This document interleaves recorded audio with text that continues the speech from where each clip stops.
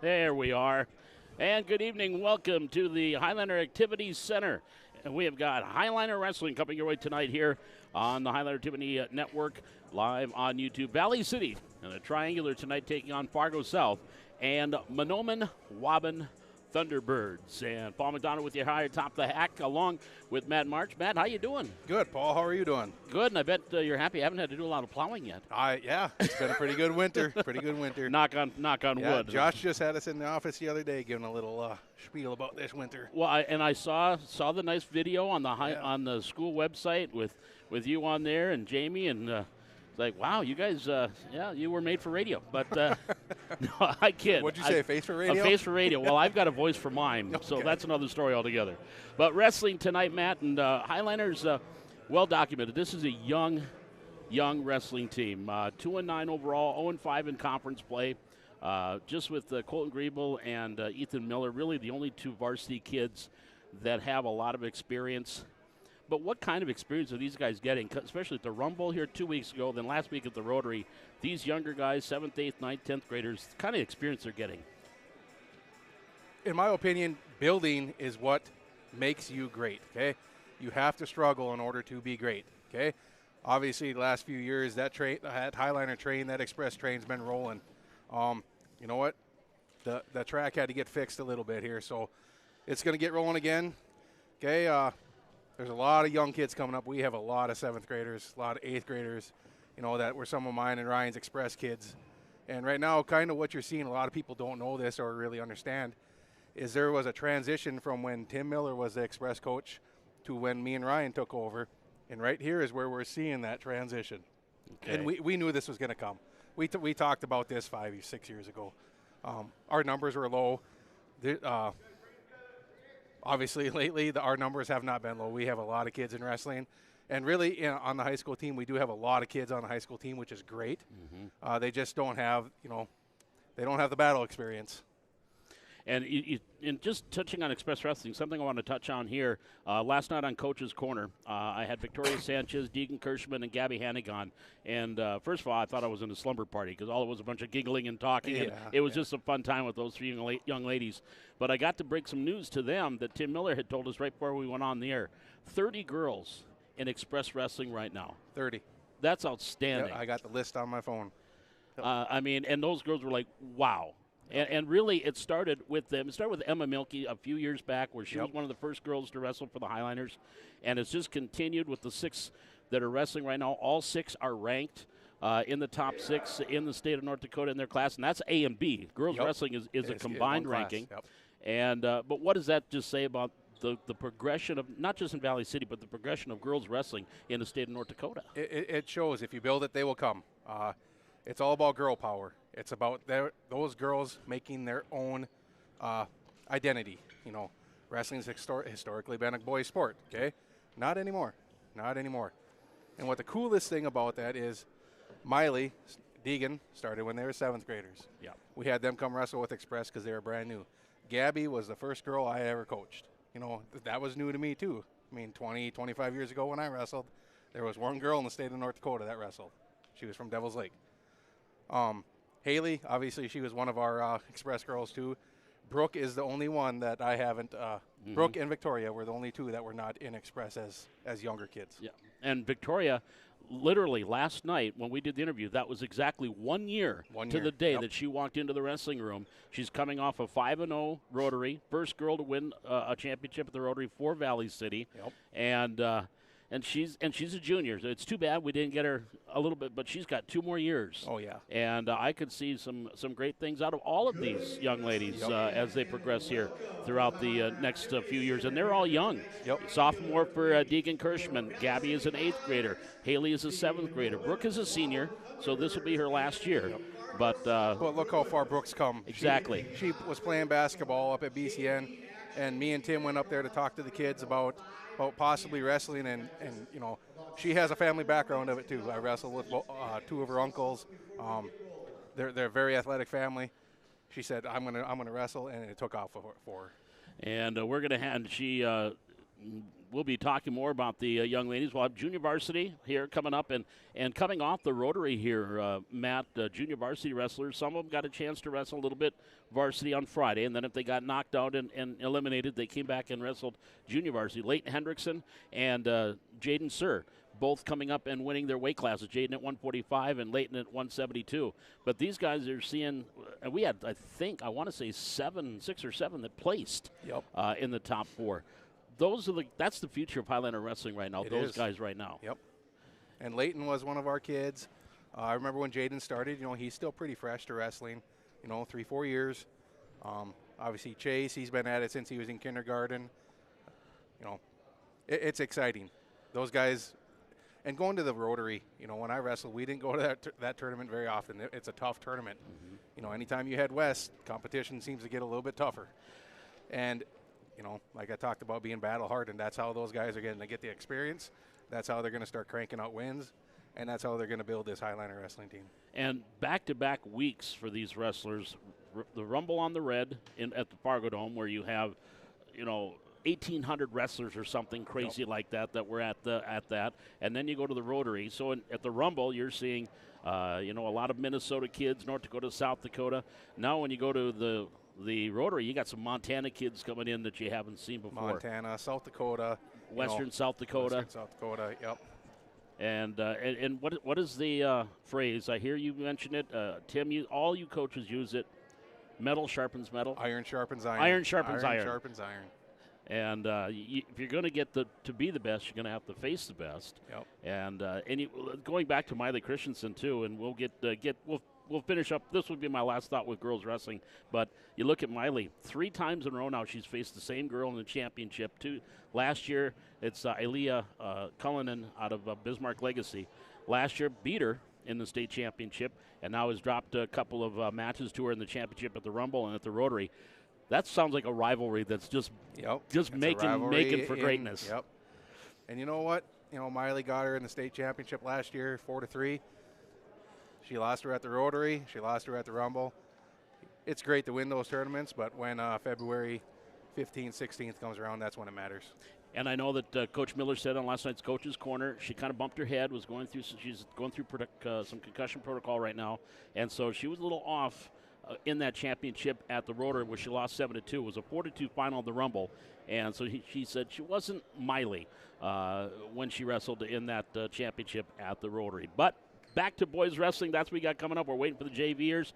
Now, Fargo South, Matt, I'm sure back when you wrestled, I know back when I was in high school and I was student manager for wrestling for Great Rod Gamberry at Moorhead High School, Fargo South was one of the best wrestling teams in the state.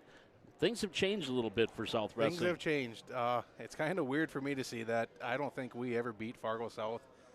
Fargo South was always tough under Lynn Forty. He was a great coach.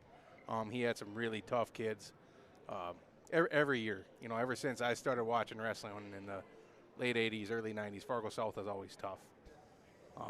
With the addition of all the extra, not the extra high schools, but all the high schools in Fargo, you have like West Fargo, Cheyenne, the first couple of years, they weren't as tough, but look at them now. Yeah. I mean, they're on top of the ladder. Look at West Fargo.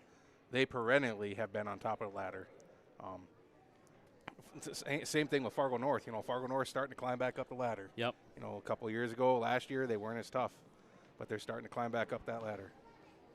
And I know, like what you talk about with West Fargo, when I first got to Valley City 6 years ago, West Fargo and Valley City were 1-2 in the conference all the time. That was a great rivalry between those two. And now we're seeing where the tables are turning a little bit. As we talked about, you guys saw this coming for Valley City Wrestling, that the youth movement, if you will. And also with the youth, you got a lot of lower weights. There's not a lot in the upper weights. Yep. You got a ton of kids at 107 or 114, but they're still under 100 pounds, and they're wrestling 20 pounds heavier. I think there's 4 under 107. Trenton, Simon, Bowen, Zach. All 4 of them are under 107 pounds. And so they're being asked to wrestle way up their way. But that's what makes these JV/exhibition matches important. Yep. You need to get on the mat. That's the only way you just need to get out there. They need to be under that light, and they need to be here with people watching. on YouTube, you know, so they can go back later and watch it. That's how you learn. That's how you build. I was watching some YouTube videos today on the Grand Boy and just certain moves. Because, you know, I'm still, even though I have not watched enough wrestling, there's some moves and some techniques like, what is that? What is that move? So I was doing a little homework today. Yep. We'll see how well it works when we get into the matches tonight. But we've got Valley City and Fargo South. Again, the Highliners coming in 0-5 on the year, but they're 2-9 overall. And Fargo South, too, winless in conference play at 0-5 and 0-6 overall. And then they have the Manomen Waubun Thunderbirds. It used to be the Manomen and Waubun were separated, but now they're together in football and wrestling. And they will be here. They're 5-4 coming into this matchup here. And, of course, being on the Minnesota side, I went through the Guillotine magazine today and tried to check things out. They're not ranked. They don't have any ranked wrestlers. They just have a lot of decent wrestlers. Yep. Nothing outstanding. I think Blake McCullen wrestled at the Rumble, and he was the only one of the wrestlers that wrestled at the Rumble, and I think placed at 189. So we'll have to see if they have him, how he'll match up, and who he'll match up with here tonight. Final question for you, Matt. This is now the weight allowance. Don't they get a little bit of a weight allowance after the holidays, like a 2 pounds? 2 pound allowance after the holidays. Yep. And then does that go until when? When does that? Until the regional and state tournament. And then a day after competition, they'll get another pound allowance. All right, and that's 1 month away. Yep. We got 1 month, and we're ready to go. Well, here we go. We're going to start with the junior varsity as Valley City, and it is supposed to be Fargo South first, but I believe that's Waubun, the Thunderbirds that are first up. Actually, we are wrestling Waubun Manomen first in the varsity match. That's Trenton Geisler out there right now. Nice little slide by he got there. And Trenton at the 107/100-pound weight class. Yeah. Now there's a peculiar, he's got himself stuck there. If he can get his head out, he could probably get himself into a front side cradle. He's got a circle. And no one have really control. No points have been awarded here in the first period. Yeah, no team points are kept with these JVers. And they'll just have them come out and have at it. And there's 2-point takedown taken for the Thunderbirds. Trenton was one of our express kids, too. He's a hard-working kid. He listens to everything you say. Doesn't say much, but he works hard. I don't think you have any complaints with the work ethic that you see in the wrestling room when you have your kids in there. I don't. There's days I might be in a little a mood or something, but if you're in a mood. Yeah. Oh, he's got a chicken wing hooked up. Going to try to roll him back over. I don't know if he goes chicken wing into half or just straight through chicken wing rolling over. And now he's getting some back points. Ooh, almost Trent could have spun out of that. He might have gotten a reversal. Got to make a little bit of motion there, buddy. He's got the 2 near fall points right now. And so it is 2-0. And nothing is not awarded there. He's giving him the 2 points. So 4-0 is the advantage. We got Wyatt Pollard officiating tonight. He's a very good official. He's from Bismarck. I know they talk about needing officiating. Is wrestling officiating too, that they need some officials in wrestling? Yep, it doesn't hurt.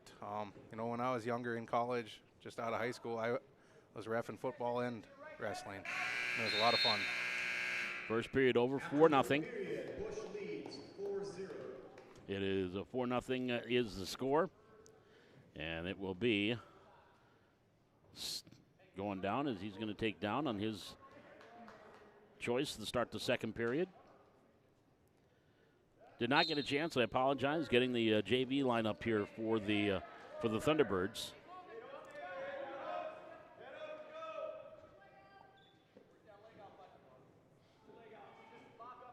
The Thunderbirds are wearing the red ankle band right now. Valley City is wearing the green. Now, almost like if he puts his leg out, he could try to get his head out from underneath. Yep. Bottom's got a circle too. Waubun. There, Trenton's in a very good position. We work on a lot. There's going to be an escape right there. It's 5-0. Now they're both on their feet. Minute 23 to go here in the second period. 107-pound weight class. This is junior varsity.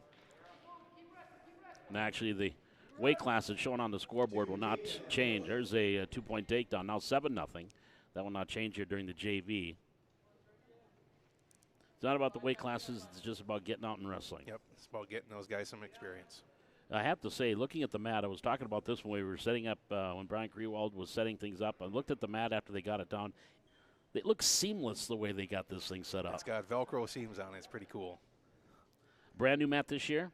This one's 2 years old. We got this one about 2 years ago. Okay. Working on getting another one for next year. It is a 7-0 advantage. Again, Chicken Wing hooked up. He's going to try to get him over, and this time he's going to get him over, and he's going to get at least 3 near-fall points here, if not get the pin. 25 seconds to go in the period. Leading 7-0. We're in the second period. 15 seconds to go.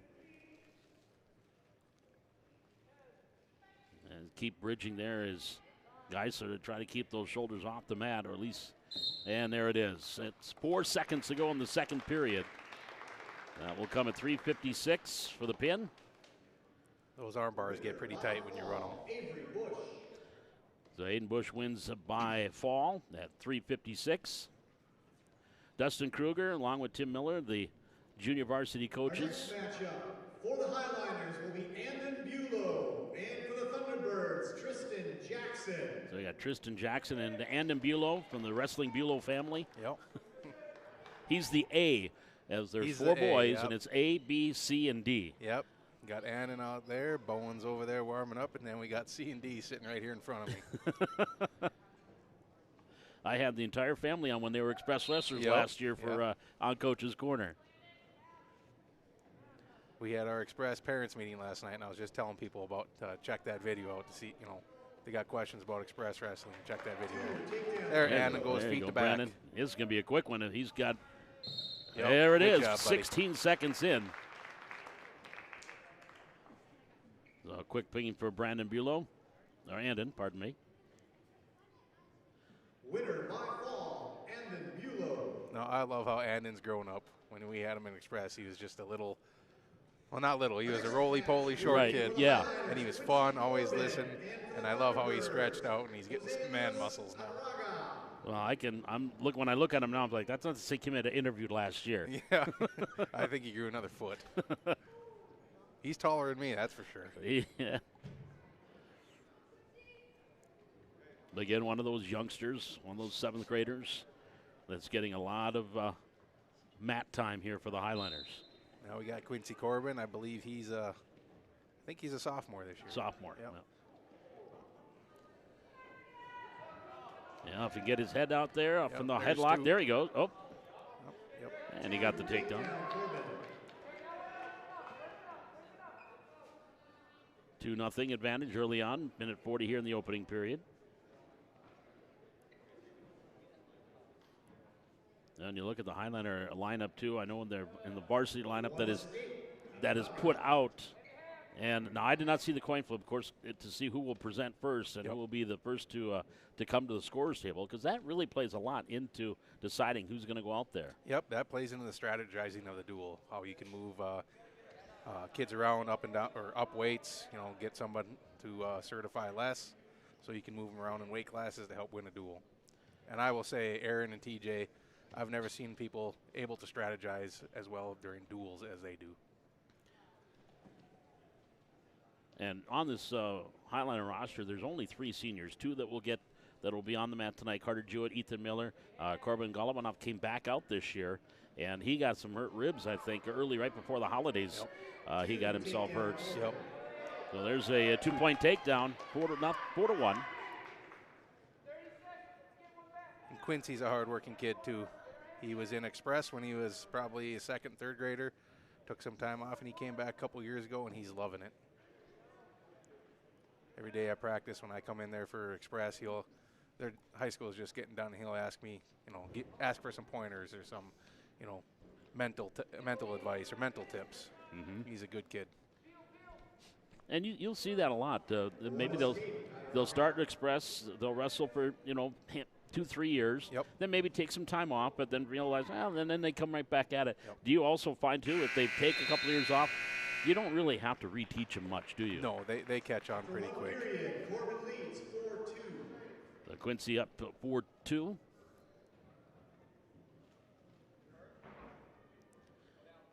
And Quincy was one of the Quincy's taking Highlanders down. that did do some varsity and junior varsity here this last weekend. He'll take down.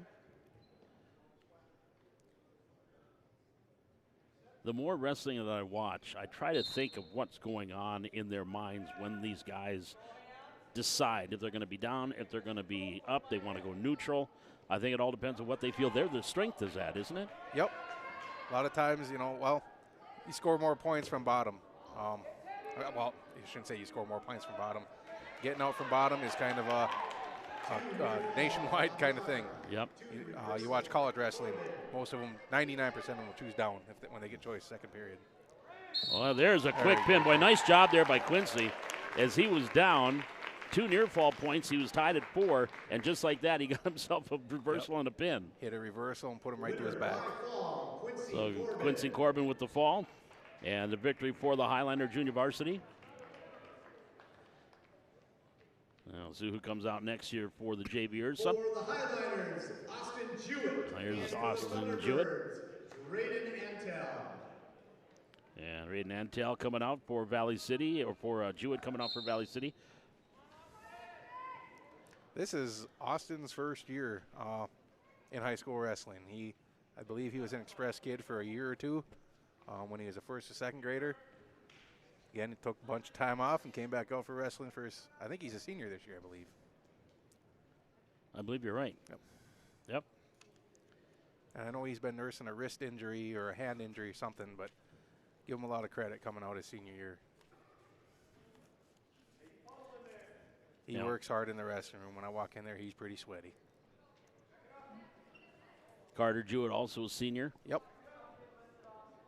Or this is Carter. Nope. This is This is Ashton. Austin. Yeah, this is Austin. Yeah, Ashton. Yeah. There you go, Well, he's bud. got him Nice. there. He got a quick headlock, got him down. There it is. 3 straight pin for the Highlander Junior Varsity. And we're going to go from one of the biggest on the JV to the smallest. To the smallest here, we got Simon. Austin Jewett. Austin with the victory. Again, unofficially 18-6, but they don't really keep the score with the junior varsity. The Highlanders will be Simon Trapp. And for the Thunderbirds, Keo Kieser. So Simon Trapp, another 7th grader. And coming off this fall, Simon did with cross country. He was one of only 5 7th graders in the state of North Dakota that ran the full 5,000, the full varsity races at 5,000 meters, I believe it is, in varsity cross country. He was one of only 5 7th graders in the state to do that. He loves to run. That's one thing you don't ever have to question with him is his conditioning. He can go and go and go. And he's got Simon here. Boy, Simon just is immobile there. He can flop around a little bit. Simon's flexible, too. Yes. And look at that. Just like that. Nice. 3 near falls, 5-0. Now we're in the front headlock position. And then a quick escape. I think they gave him an escape. They did. 5-1. Now Simon's going to try to work him around. If he can work around from behind. Needs to shuck it a little bit and see if he can. Keep going. Keep circling, buddy. You hear some, keep moving. Keep moving. Now we're going to have a stalemate. 5-1. We got 40 seconds to go, first period.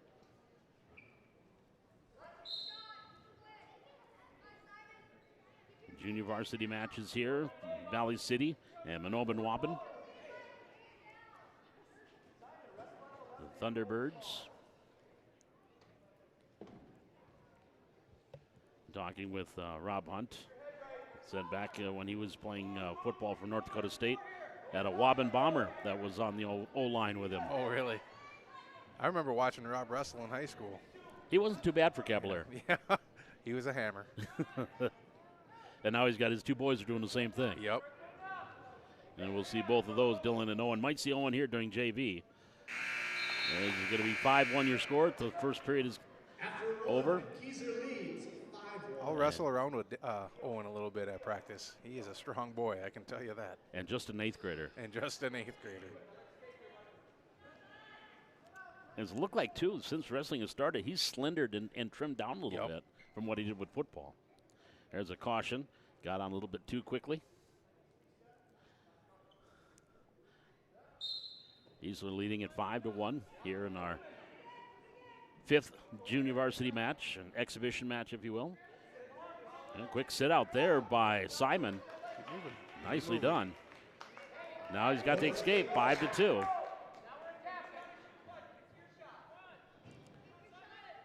So Simon Trapp trailing 5-2. About a minute and a half to go here in the second period.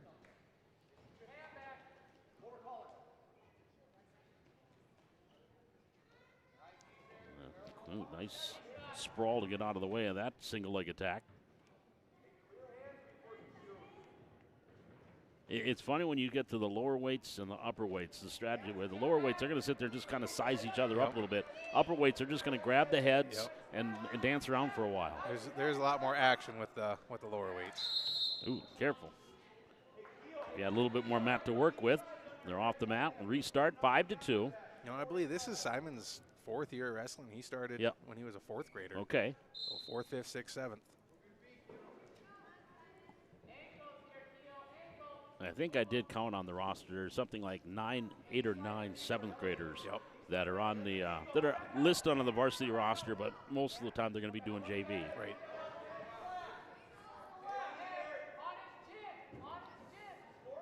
.44 seconds to go in the period. Simon's got a circle there. You got the takedown. Good takedown there. Now he's getting near fall points. He's got at least 2 points. Oh, he might get 3. There he got his 3. Ref's holding 3. Simon needs to get his hips down a little bit and into him. There we go. If he can get chest on chest. There he released the hold, so he's going to get his near fall point. So that puts Simon up 7-5. 10 seconds to go in the period.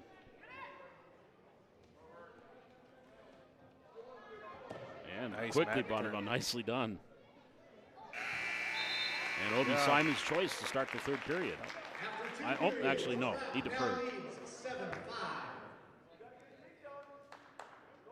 Been a good match so far. So far, it's been a great one. 7-5. We go in the third period. They'll start neutral. No, this is good for Simon. He likes this stuff too. He likes when they go the distance. And being a cross country runner, he's probably got good stamina and endurance. Yeah, you don't ever have to question Simon's conditioning. I don't think with a lot of these kids you have to question their conditioning. Simon's in the front headlock. Ref called stalemate. Both going back up on their feet. Simon, Bowen Bulow, Brady Broughton, and Trenton Geisler, and Zach Anderson. Those are the 7th graders. Yep. Then along with Haley Ford, she's a 7th grader too on the girls team. Trevor Mathias, also a 7th grader. Yep, Trevor. Yep. Amari Ronsberg, who now is playing basketball since the junior high season's over. He's on the basketball court. Yep. That's a pretty good athlete. He goes from wrestling to basketball. Amari is a good athlete, and he's a good kid too. He's a funny kid. And, that Victoria Sanchez's brother, and she kind of said, my brother's wrestled. That's why I want to, kind of reason why she got into it, too. This could go either way here. Trying to get that double is Geisler, and 7-5, 52 seconds to go here in the third period. Simon needs a circle, get his 2. He'll put it away if he got a takedown here. Snap, stalemate. Get them both back on their feet.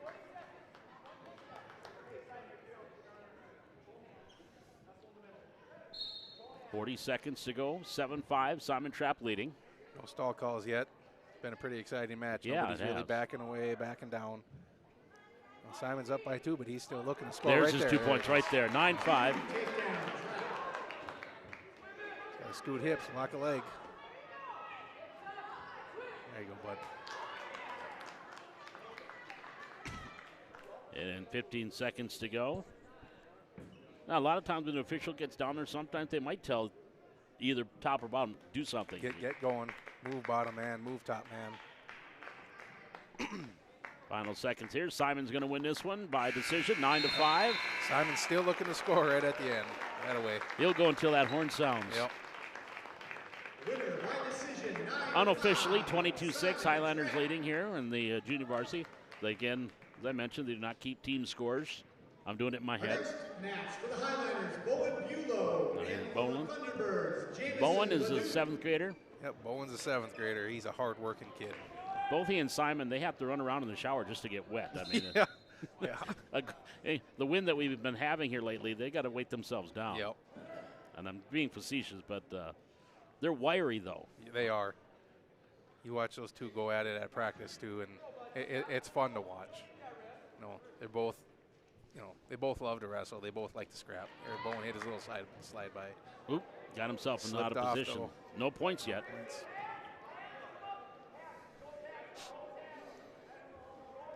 I think he's got his two younger brothers up here. Yep. Yeah, we had A. Bulow before. Now we got B. Bulow, and C and D. Bueller are sitting right over here. Shooting for the single. Nice straddle out there by Bowen.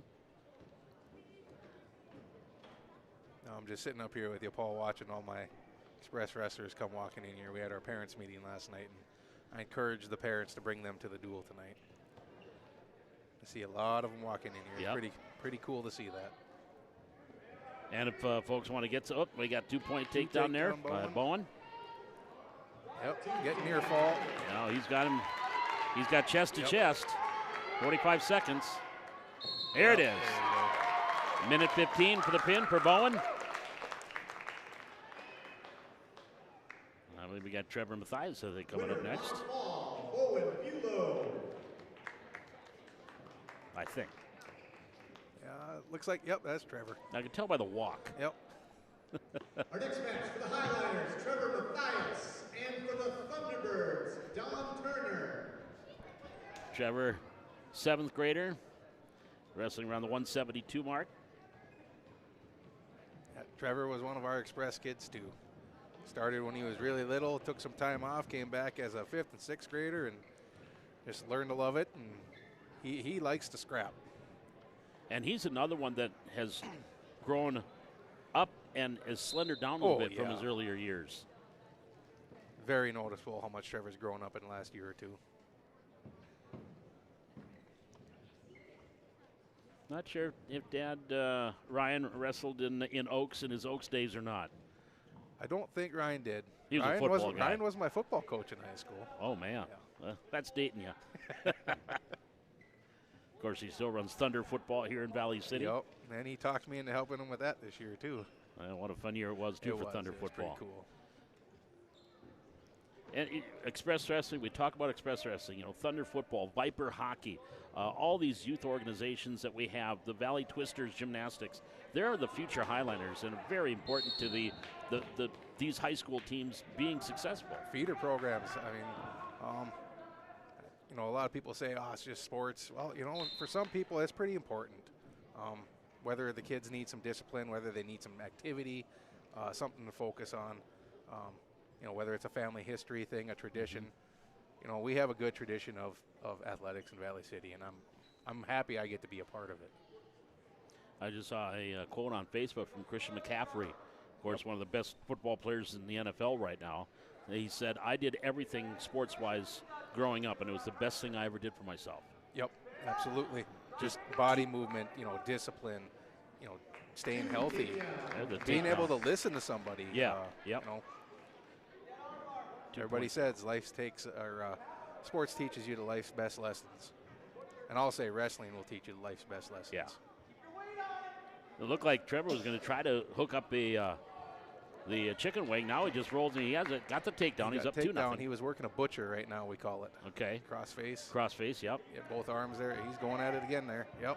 Now there's a stalling warning. And a point. Again.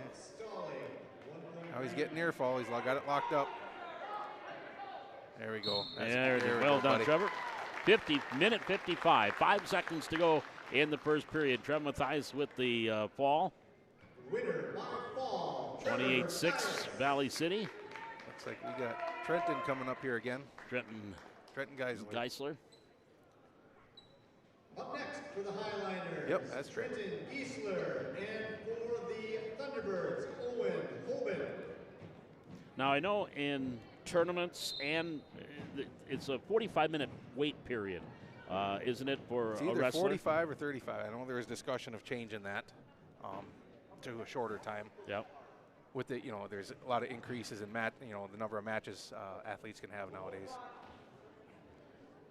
Well, at the conclusion, junior varsity, we'll just have a quick break as the varsity will come out, and then we'll get ready for varsity wrestling here tonight. Valley City and Manomen Waubun first, and then the middle match we'll have Fargo South and Manomen Waubun. And we'll probably keep that stream going. You can watch that. Give Matt and I a break, and then we'll be back for the South and Valley City matchup. Right now we got Trent Geisler on. Keep circling there. He's got a leg. Yep, stalemate. Get a fresh start here.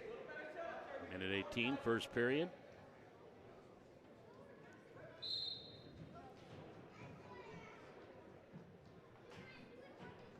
Trenton at about 100 pounds, roughly. Yep. But one thing I noticed about even with some of these younger guys, there's good muscle tone that they have. Yep. Those, they have morning weightlifting. They condition at practice. We got pull-up bars in the room now. That's something I didn't have when I wrestled. And those kids are doing pull-ups. I did a pull-up once. I did one time. I can't remember when it was. Yeah. Might have been pulling myself off the floor onto the bed, but that's right. another story. But we'll get Right. 34 seconds to go here at the first period. Scoreless. Trenton working wrist control there. He's looking for an overtie. I know they work that a lot too. Yeah. Yep, right there. Yep. There. Went for this double, got the double. You got 15 seconds to do something with it. Keep circling. He needs a circle to get that takedown.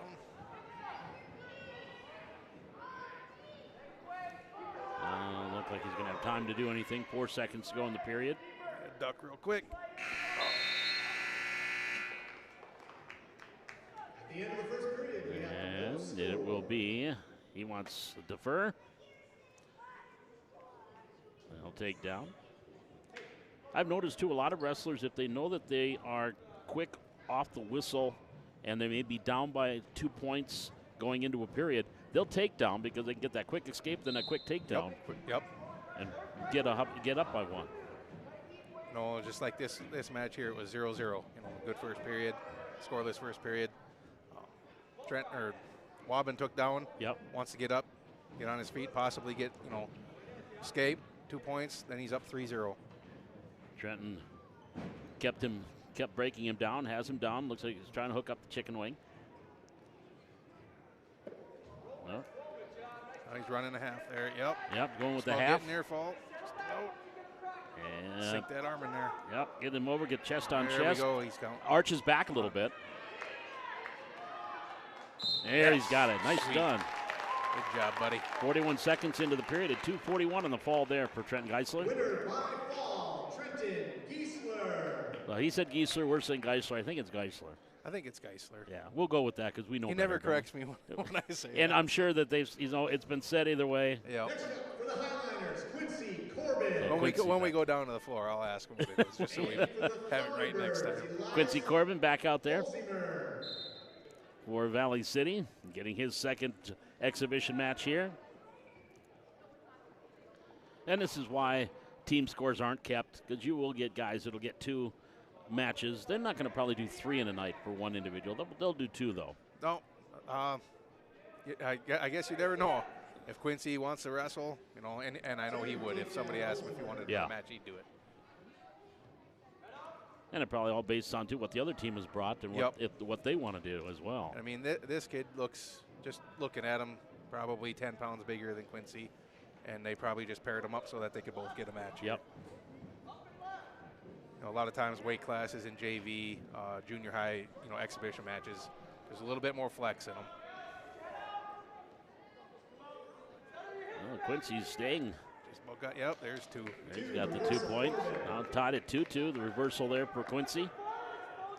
Minute to go, first period. Off the Matteo.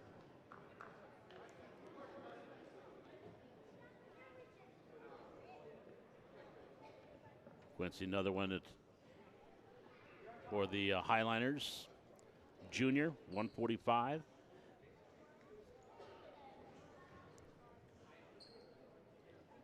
Yeah, Quincy is a junior. I said earlier he's a sophomore, but he is a junior. I have to laugh a little bit because they still have Tucker Johnson on the roster. They tried to bring him back for another year. As an assistant coach. Yeah, but he's still on the roster. It's really? They only have 3 seats. Why is he on there? Yeah. But Austin Jewett is a senior. We talked about that along Ethan Miller, Carter Jewett, and Corbin Golovinoff, the seniors for the Highlander wrestling team. Tucker Johnson's not eligible. He has been helping out, though, in the wrestling. He has been. He's been coming in wrestling with Colton and Ethan a lot. Right now, we're tied 2-2. And final 28 seconds of the first period. Now it's 4-2. 2, reversal, Holzmer. Holzmer gets the... Quincy needs to get his hips down. He's going to get put to his back. He's got the half in. Looks like a, modified half Nelson. And he's got the pin. Winner by fall, Elias Holzmer. And here comes Brooke. I think we got Brooke here. Brooke coming out. Brooke Bundy. And for our last JV match before the duel, for the Highliners, Brooke Bundy. Yep. And for the Thunderbirds, Vivian Gray. Awesome. Sydney Gray and Brooke Bundy. Brooke ranked number 6 in the state of North Dakota at 190.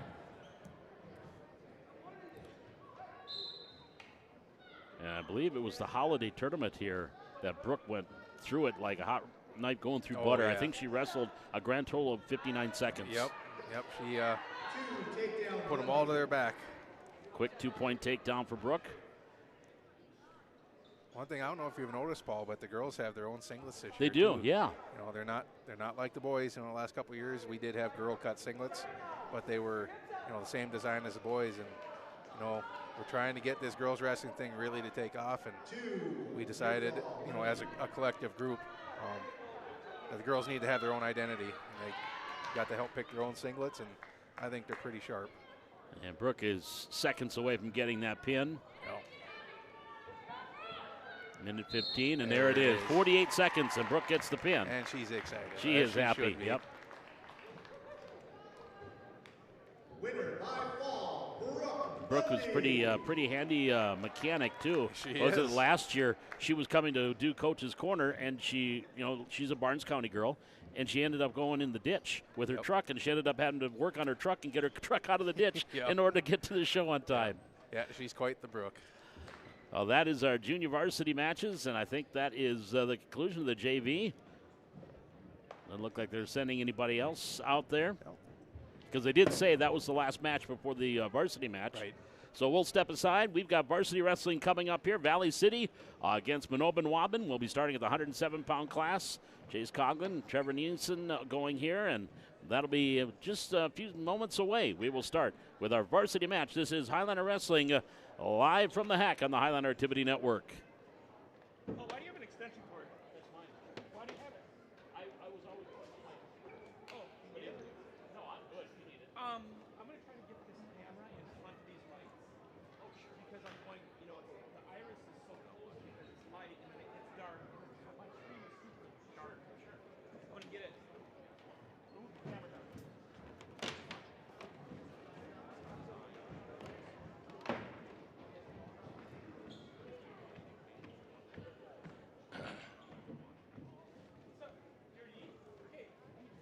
I'm going to move this camera in front of the light, so I'm going to carry this camera.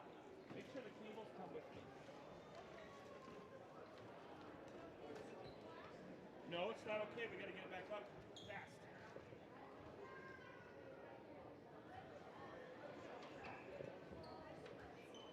Well, I'm going to try to get in front of these lights. I think it's dark because the light is so dark. Ladies and gentlemen, please rise, face the flag, remove your headgear, place your right hand over your heart, and join Valley City 5th grader Sullivan Peterson in singing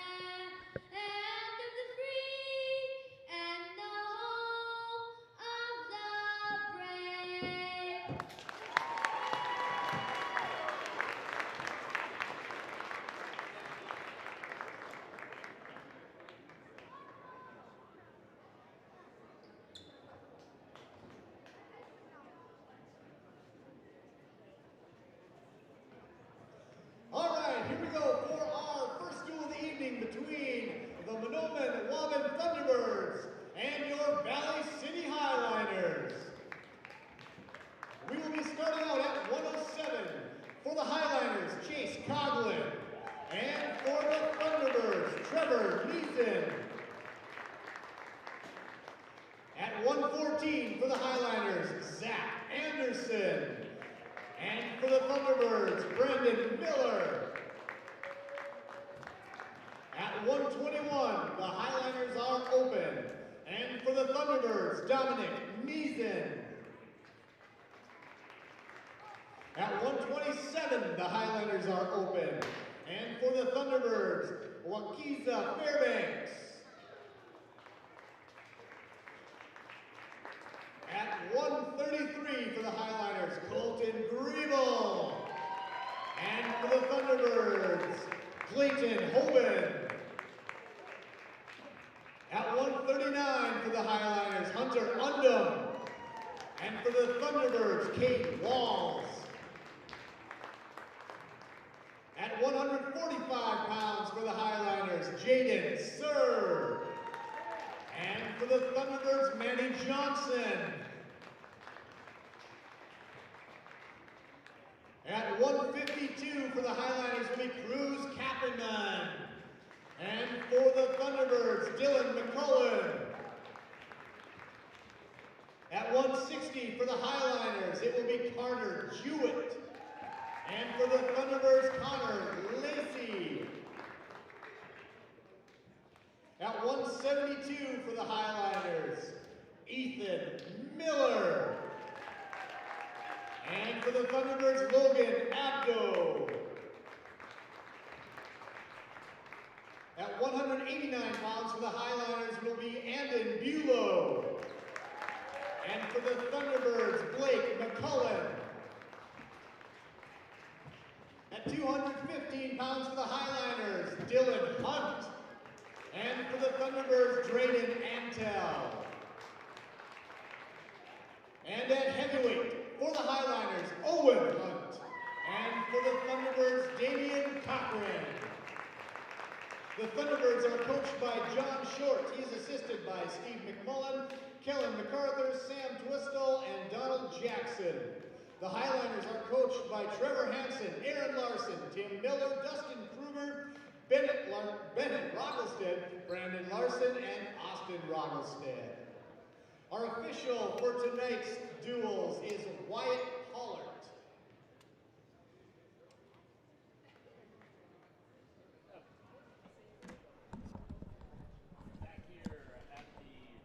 Back here at the Highliner Activity Center. And looks like the Highliners they won the flip. So they will present first. And as they do, all duels start at 107. And they'll be starting that tonight. Both duels tonight will be starting at 107. And this is where we talk about that strategizing, Matt. Yes, they announced Chase Coughlin, Trevor Nyson would be going at 107, but sometimes they might move people around. They might weigh other kids in with the team, but it looks like Chase is reporting to the table. Well, yeah, that is part of the strategizing of having more kids on the team that you can weigh in. Yep. And for the Thunderbirds, Trevor Nyson. So Trevor Nyson is a senior, Chase the 8th grader. We are off to our varsity match. Got a senior 107-pounder. That's pretty cool. Yeah. That's going to be Simon in a couple years here. Simon's going to be a senior 107-pounder. Simon Trapp, yep. You want to take a bet on that? Maybe. Pizza at the concession stand. Yeah, pizza at the concession stand. Oh. There he's going for the single leg is Nyson. Trying to grab that double. Chase fleeing away from it. No, out of bounds. So no scoring yet. Half minute gone into the opening period.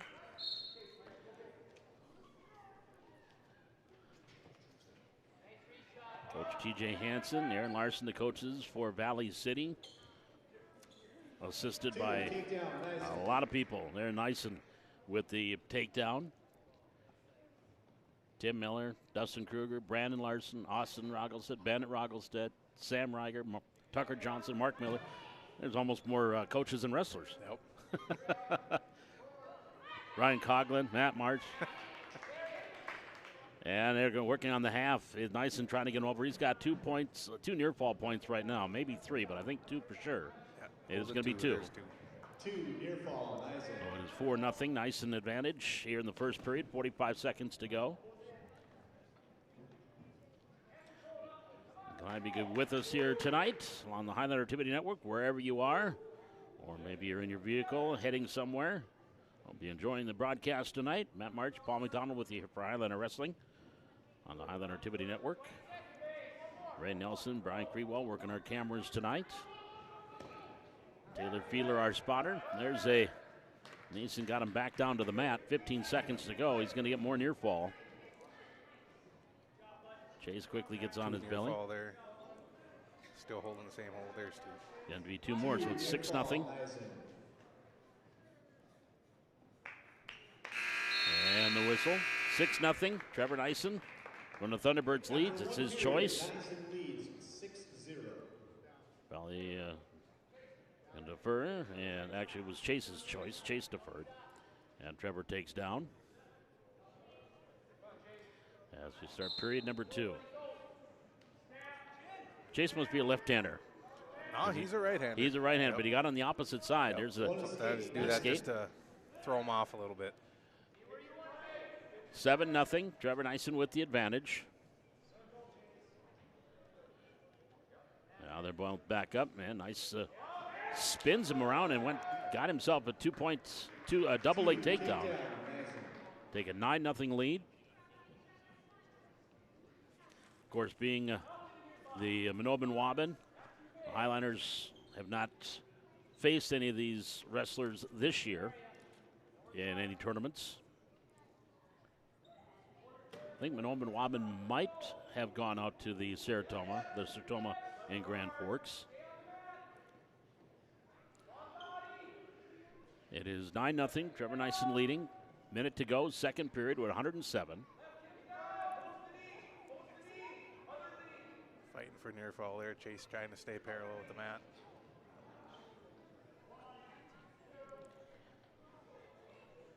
Showing 2 near fall. Still 2. Yep, he's got 2 points waiting right now. Always trying to walk him around off the. He's got to let go. Now he's got him back. He's going to get 3 here, if not more. Cinch that in pretty tight there. Trace can't bridge out of it, and that is a minute 31 into the second period. The fall for Trevor Nyson. And again, that will come at 3:31.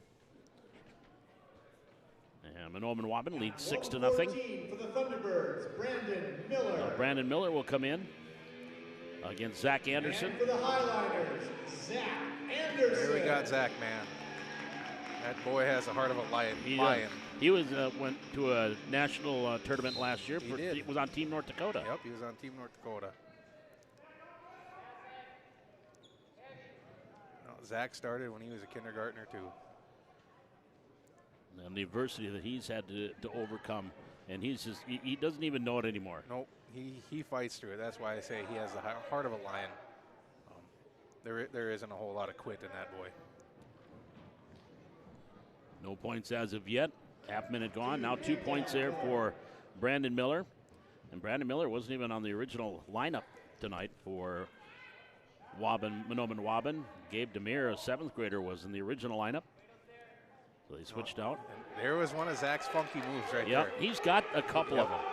We tell Zach he's got to wrestle funky. He's got the limitation of his leg. He's a big move kid. He can throw them big moves on you. He can throw the funky stuff on you, and he can score points. And it looks like he's grown a little bit in height. He has. And muscle mass. And muscle mass, yeah. Two-year score. 55 seconds to go. First period. We're at 1:14. And now Miller has not been awarded reversal yet.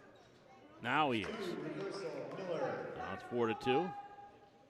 He came across that one a little hard there. Yeah, didn't he, when he slapped that butcher on him?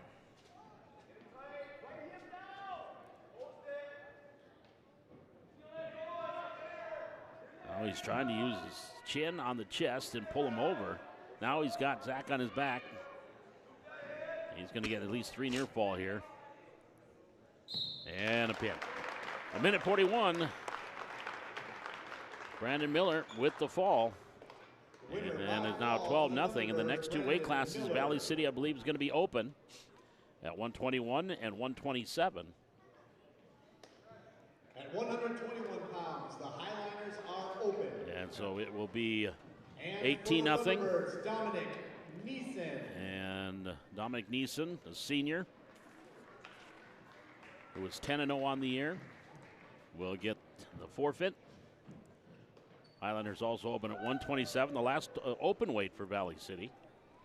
At 127 pounds for the Thunderbirds, Kaiser Fairbanks. Kaiser Fairbanks called out. He's 11-8.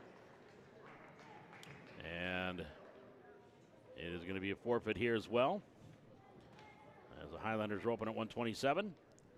So 24-0 is your team score. Now we get into 133.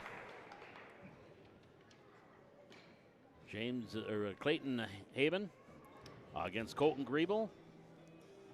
Colton coming off his third Rotary Championship. Only two Highlanders have had three Rotary Championships. Jordan Magnuson the other. Jordan Magnuson and Colton Griebel.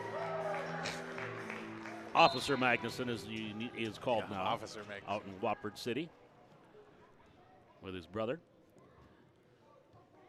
So Colton 21-4 on the year.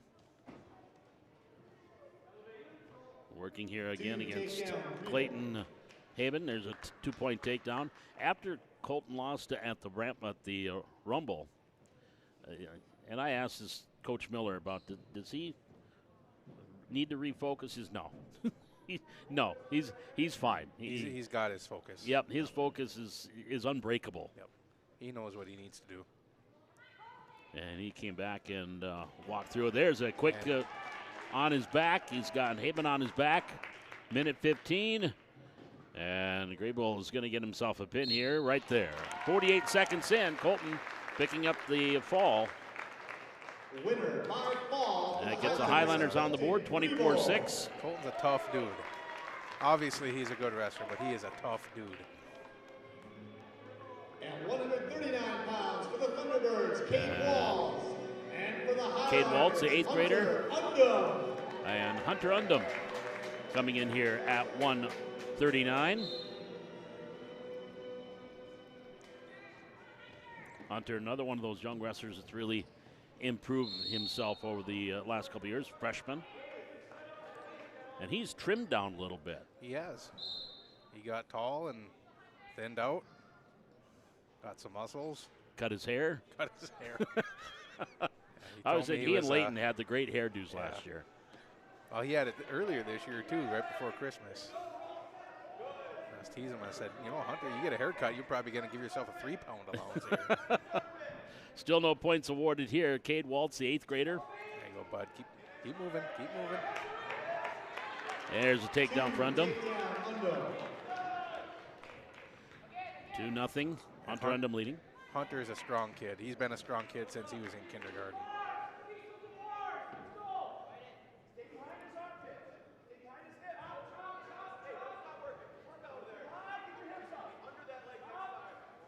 It looked like Waltz is trying to sit out there and couldn't quite do it. Want Hunter to get too high here. He's a settle in.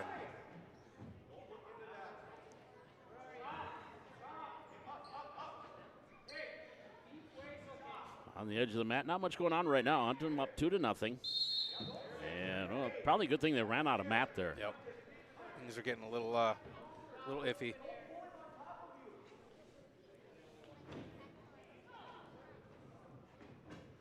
Hunter, out of his 6 wins, 5 have been by falls.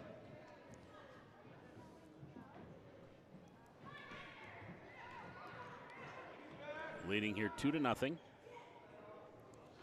30 seconds to go first period, 139 pound.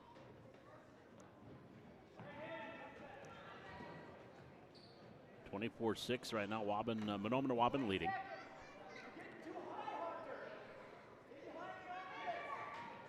And it's tough.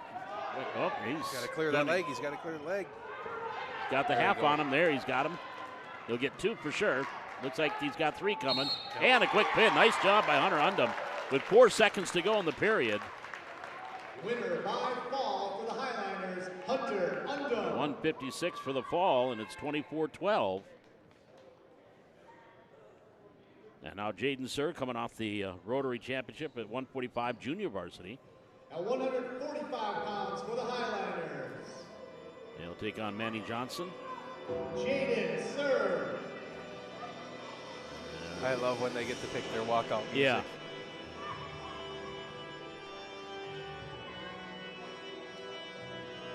Rather And for the ominous. Thunderbirds, Manny This is the Johnson. Undertaker's It's the theme from Undertaker's theme. WWE. Yep.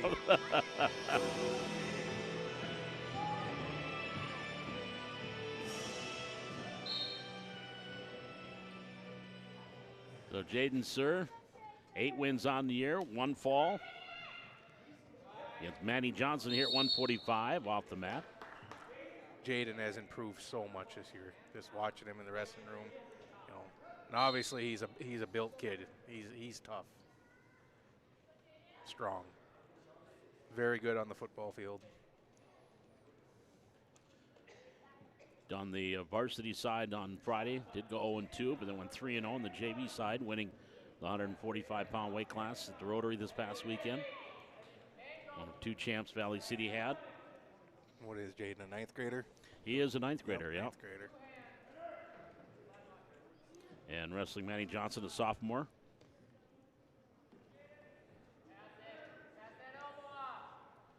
Not much here early on. Still no score, minute 12, first period.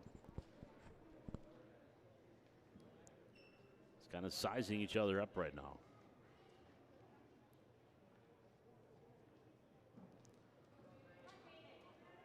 Does he have a move? That's a quick double leg by Johnson.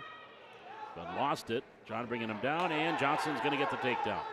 2 takedown, Johnson. And Johnson rolling. There's the grand boy. You just asked if he's got a move. He's good at that. Yep. He is. And That's not the first time I've seen him hit that. rolled out of it, got the escape. So it's 2-1. He's so strong and put together. That move takes some explosiveness, and he's capable of doing it, and obviously he does it. And quickly. Yes. So 2-1 off the escape. 24 seconds to go here in the first period at 145. Manny Johnson, Jaden Sewer. Shoots in for the single, grab the double.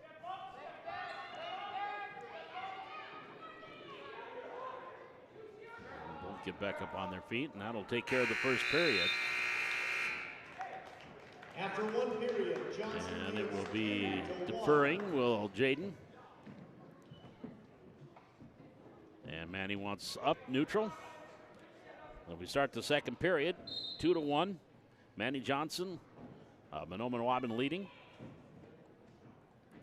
Here against Jaden Sewer at 145.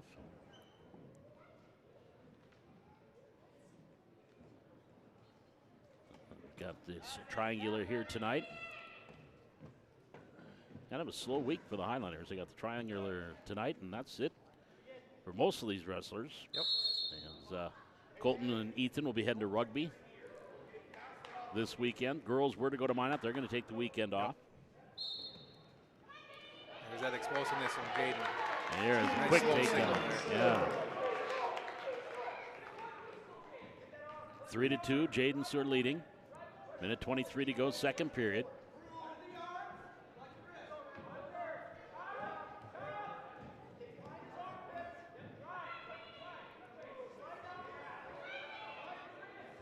Constantly thinking here is Sewer. Looked like he could. Hooking up the cradle, and he's got him on the cradle. He's going to have at least 3.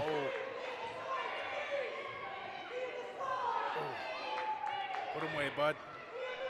55 seconds to go. He's going to have 3 near fall points. Got near fall coming. 3 near 5, fall, 6-2 Sewer. now.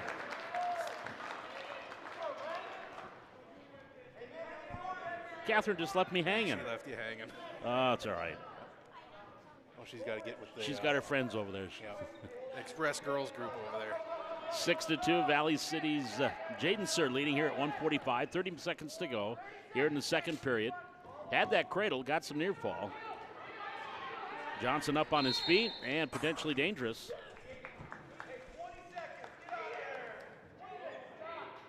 Not very often you see potentially dangerous, and they're both on their feet. Yep. 23 seconds here in the second period. Sir leading at 6-2. Looked like he was going to go right into the half and then backed out. Yeah, that's where Jaden's strength comes in right there. On the just took him all the way through that roll.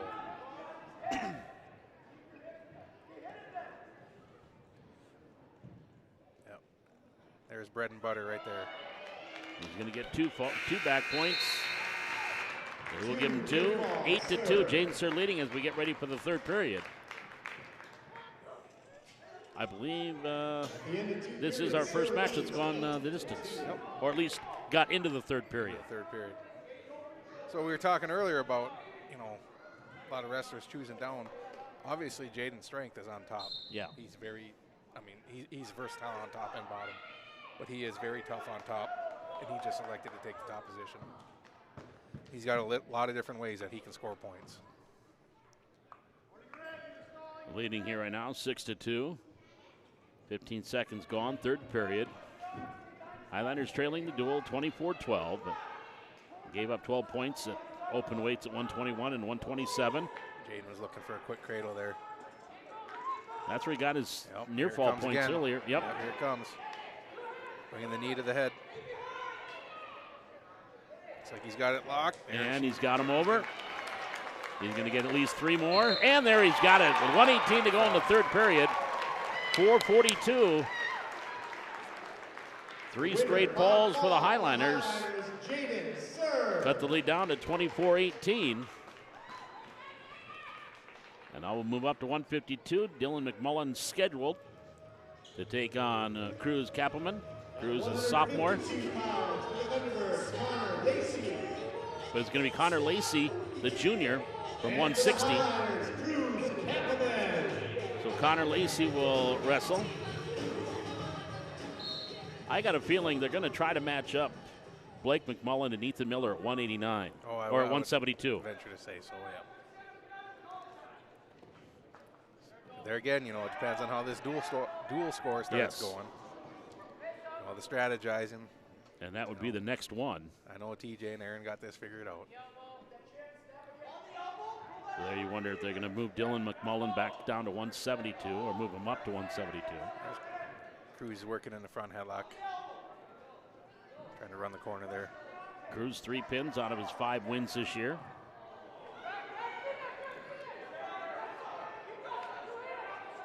Lacey. Wrestling. Gotta keep wrestling. Keep spinning out of it. No control. No takedown yet. He can work around. There he's got his takedown. Lacey had his legs. As soon as he let go of those, Cruz was able to get around for the takedown. Minute to go, first period, 2-0 Cruz Kappelman with the lead. No, we never had Cruz in Express. He's not new to wrestling, but I think he's new to the area. Been on the Highlander team for a couple years now. Kid works hard. He's always polite. Never got to worry about him goofing off. Sophomore. I know he has a strong wrestling heritage in his family. 28 seconds to go in the first period. 2-0 Kappelman leading. We're at 152 pounds. Connor Lacey was line up at 160, moved up to 152 here. There he's working an armbar half. Yeah. I love that move. If he can get him over, he's not going to have time. Not potentially dangerous. Potentially dangerous going against the elbow there. Yeah. 8 seconds to go in the period. Cruz up 2-0.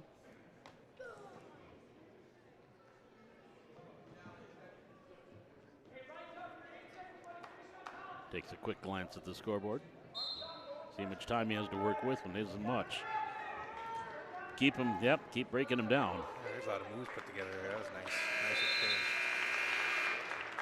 After 1 period, Kappelman leads 2-0. Good match so far. Very good. 2-0. We'll defer. Cruz gets the call. He'll go neutral as we start the second period. Leading the match 2-0. Here, 152. Carter Jewett, one of those seniors. Scheduled to go next at 160.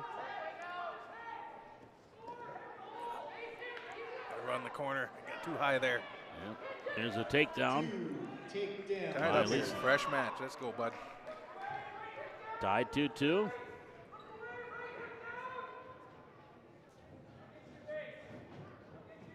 Now trying to hook up the cradle is Lacey.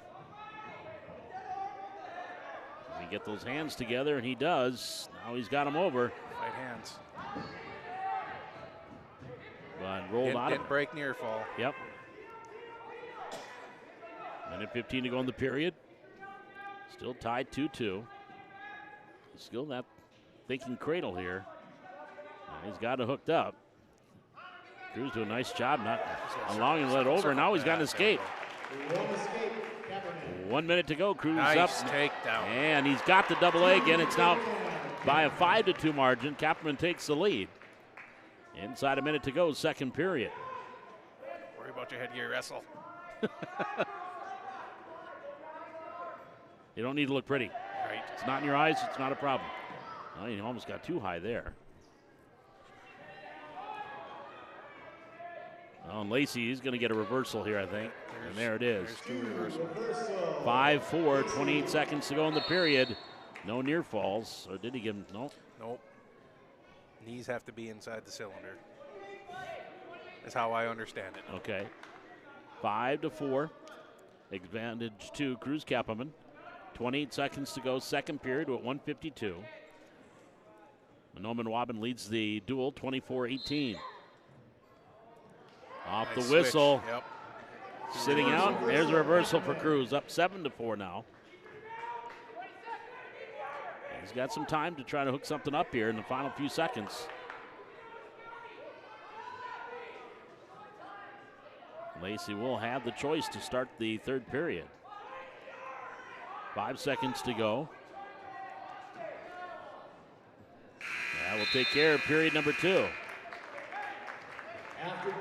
Lacey down 7-4. He'll take down.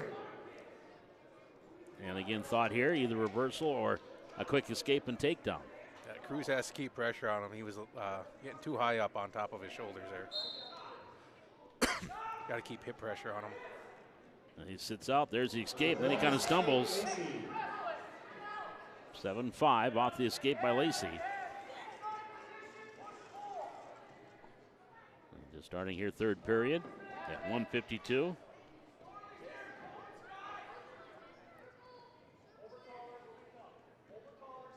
Cruz Kapperman. Nice slide-by takedown. That was sweet. 9-5 now.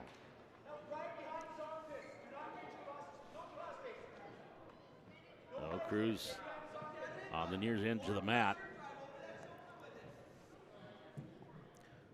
Minute 18. The cradle's been working for him. Working for both, as a matter of fact. There he's working more pressure on him. Yeah. And keep him on the mat, too. Nah, he's getting too high again.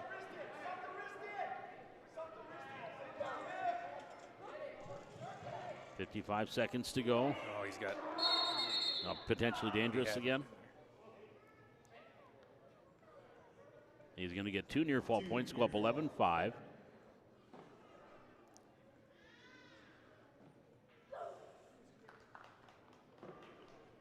So Cruz now leading 11-5. Referee making sure that Lacey's all right there. Because that neck was bent in an odd manner. 54 seconds to go in the period. Guess I didn't see what the ref held up there at the end. I'm wondering what he was doing there. Yeah. Almost should mic up the officials sometime so we can ask him questions. Last thing he needs is us in his ear. Right. Half minute to go here in the third period. Cruz Kapperman leading 11-5 over Connor Lacey at 1:52. Cruz the sophomore, Lacey the junior.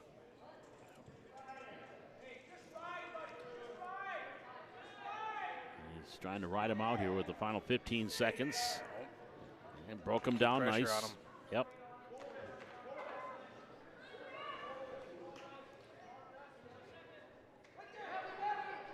And this is going to be the final 11-5. Kapperman wins it. The winner by decision 11-5 for the Highliners, Cruz Kapanen. 3 more points on the scoreboard for Valley City. That's 21 straight after a 24-0 start. And it's now 24-21. Now Carter Jewett scheduled to come out here.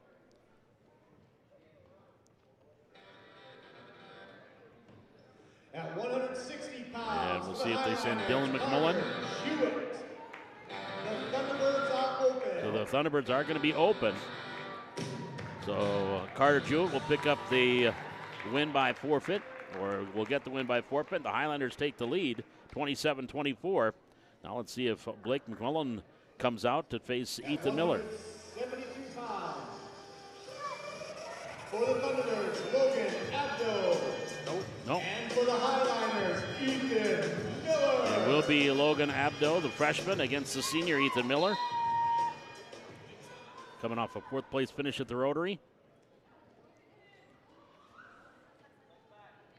And a quick double leg takedown. Right to his back, feet back. Miller.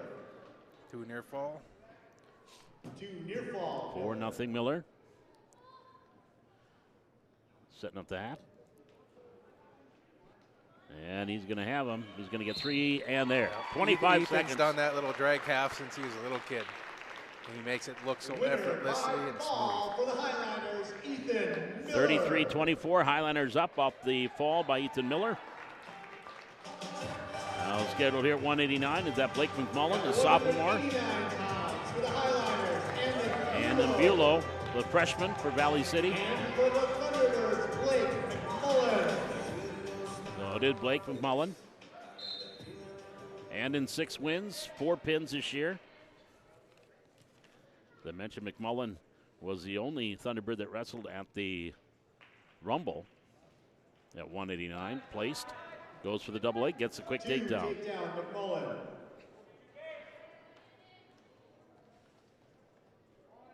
For 189 pounds. Escape there, 2-1. And goes for the single, quick spins around. And he goes, look like he's going to just go for a tech fall. 4-2, he gets the takedown, lets him up. Unless he's got a move, we can get him on his back quickly. Third sweep single he showed there.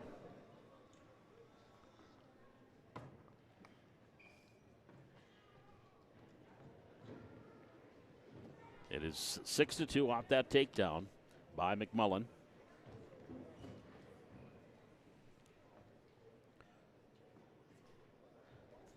And trying to work back up to his feet here.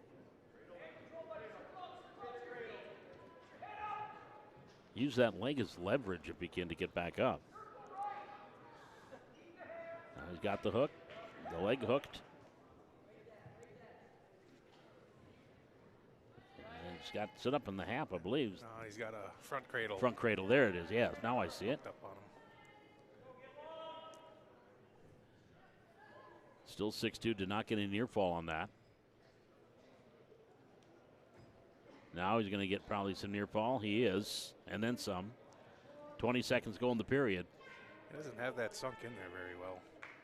And it's still in good position there. On that hip, he's got at least 2, probably 3 near fall coming, I think. 5 seconds to go. They'll ride out the period. And they will give him just 2, so it's 8-2. McMullen leading. McMullen leads 8-2. And it will defer to the third.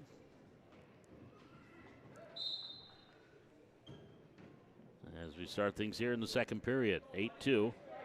Blake McMullen, a sophomore. And Bulow, the freshman. And a quick takedown there for McMullen. And now takes a 10-2 lead. He'll let him up. Make it 10-3. Had the major at 10-2.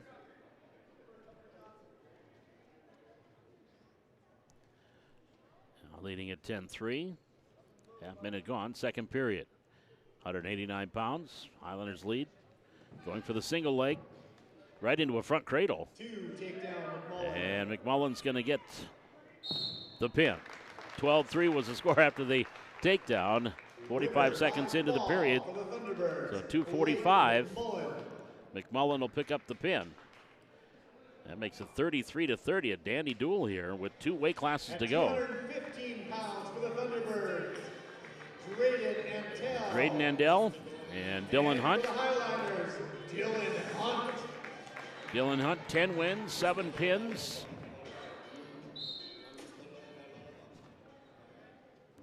And, of course, one wrestler that we had at the beginning of the year that we're missing here will be Scott Rohde. He had surgery right before the holidays on his foot. So he is going to get himself ready for football season. And I'm sure a few summer camps of wrestling. I hope so. So we had Dylan Hunt, who the junior, did play Nice basketball shot, early buddy. on, goes to the single.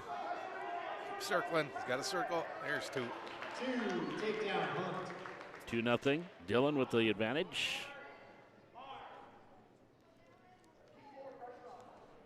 At 215 pounds. And if Dylan can do anything running but an armbar if there. he's got Stacked this, up, and he's yeah. got him. There we Dylan go. Hunt, 50 seconds in, gets the fall. And that'll clinch the duel for the Highliners as they go up 39-30. Damian Cochran at heavyweight, the freshman. He'll go against Owen Hunt. For the Thunderbirds, Damian Cochran. And for the Highliners, Owen Hunt. Here is a young man that's really progressed and improved since the beginning of the year. Yes. You know, he didn't wrestle for quite a few years, and he came to our summer camp that we had. And, you know, I didn't recognize him right away when he walked in. I had to ask TJ who he was. He goes, that's Dylan Hunt. I'm like, no way. Dylan or Owen?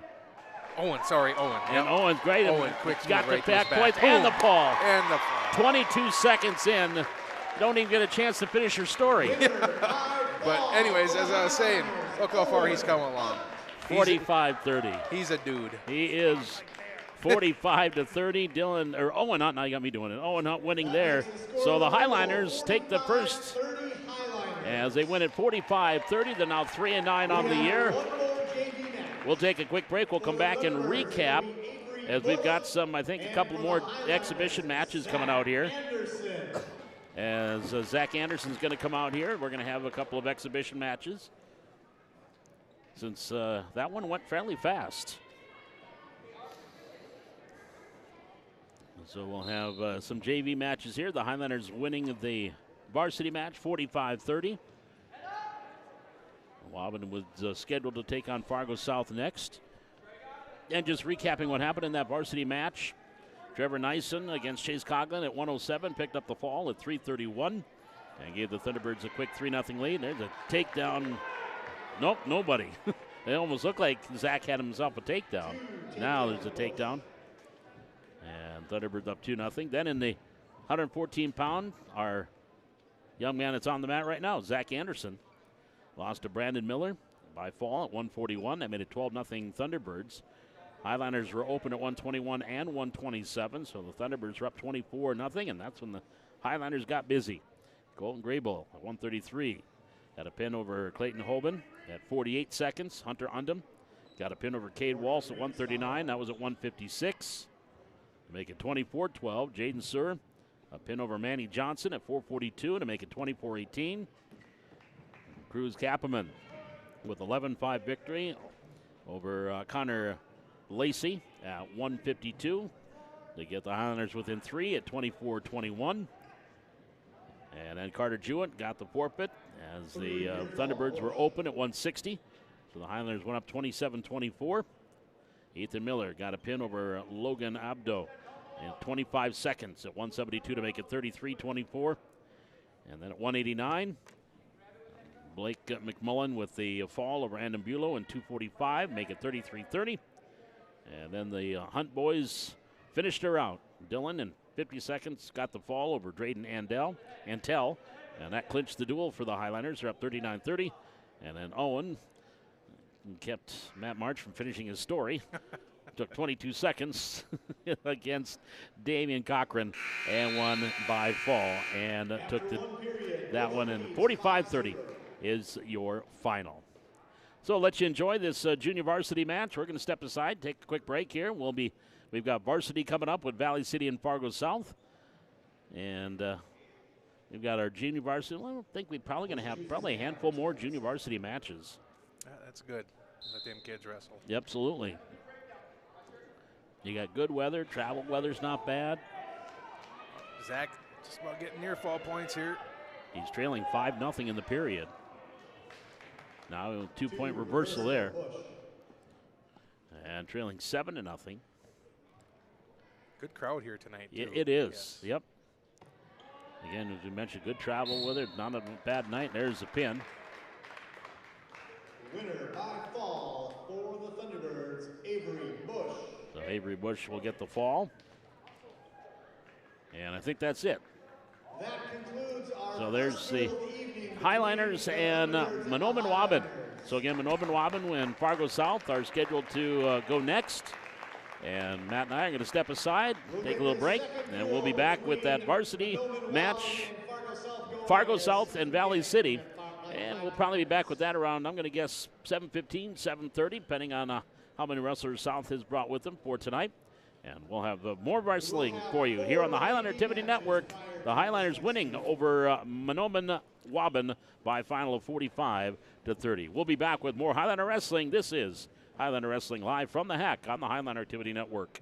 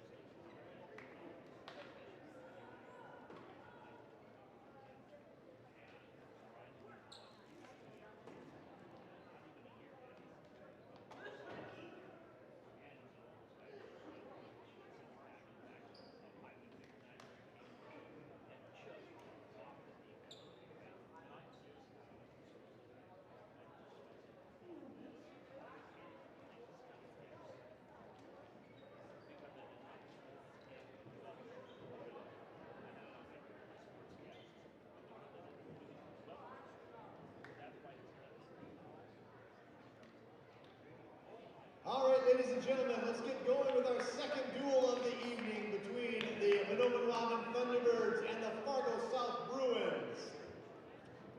We will have 4 JV matches prior to the start of the varsity duel. We'll do these 4 matches, do the flip, and then go right into the duel, no face-off. Our first match for the Fargo South Bruins, Bryn Dotseth. And for the Manomen Thunderbirds, it'll be Carter Thompson.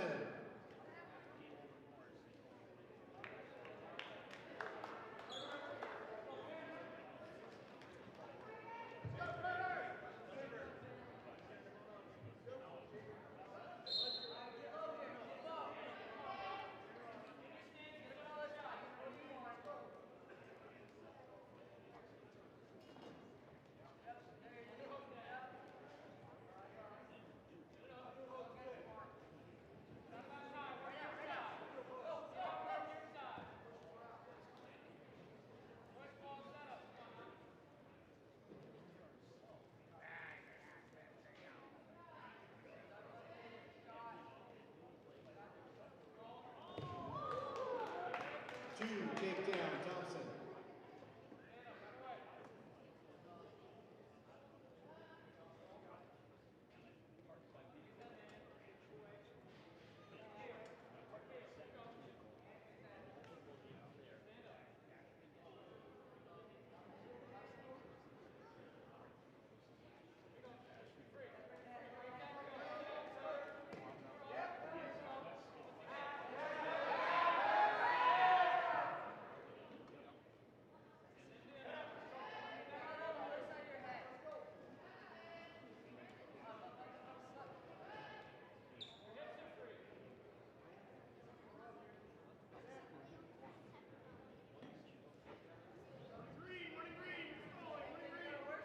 Warning green stalling.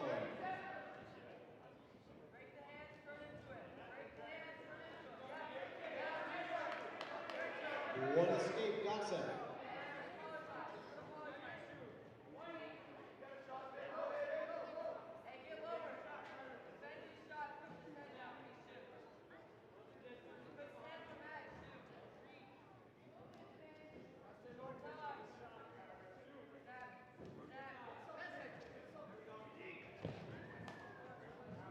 Takedown, Thompson.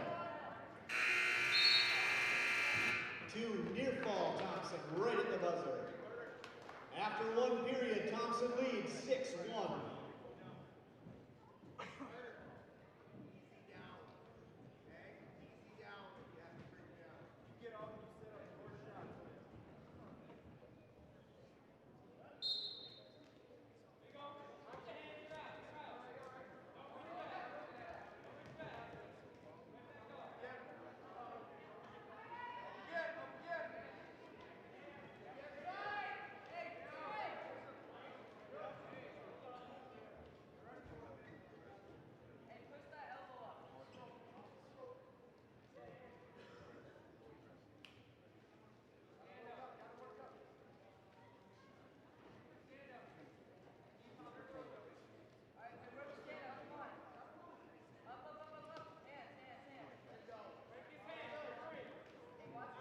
One escape, Dotseth.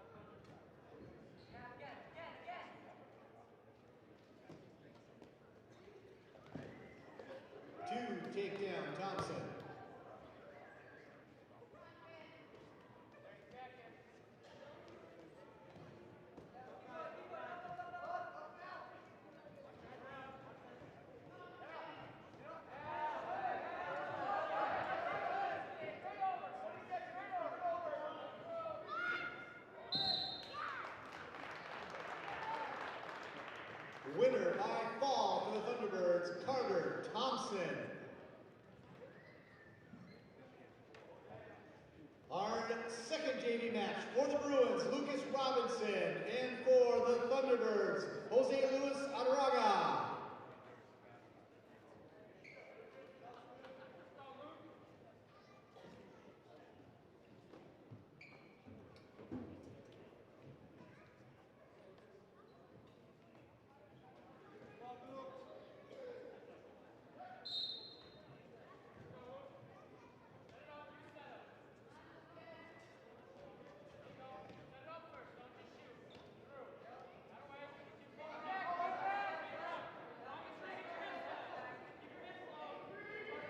Two, takedown Robinson.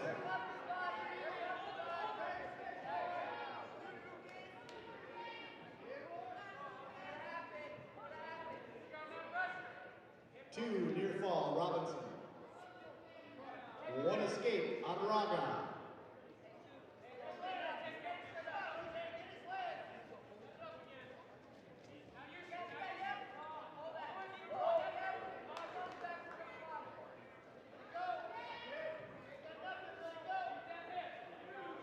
Two, takedown Robinson.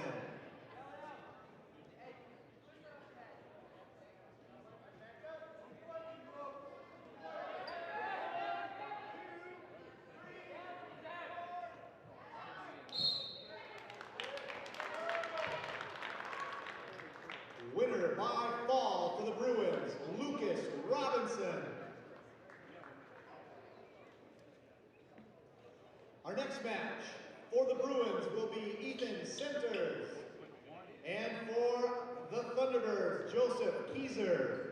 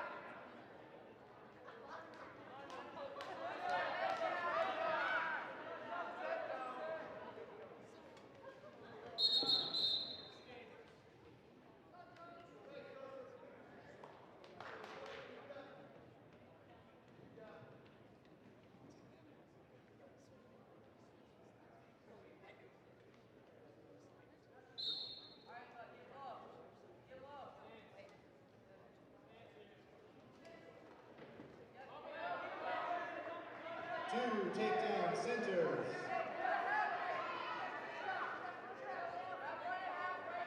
Two, near fall Centers.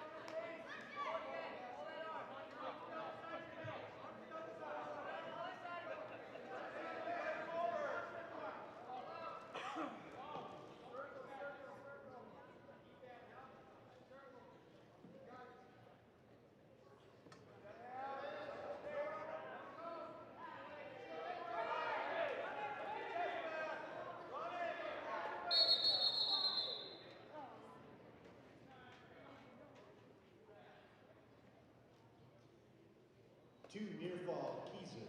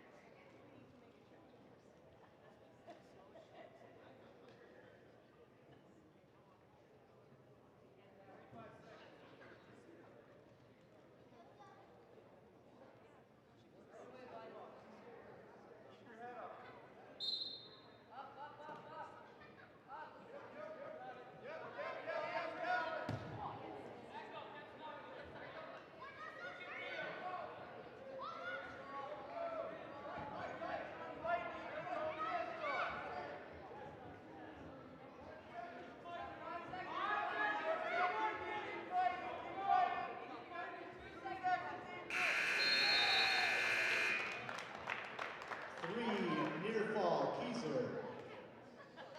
After 2 periods, Keyser now leads 5-4.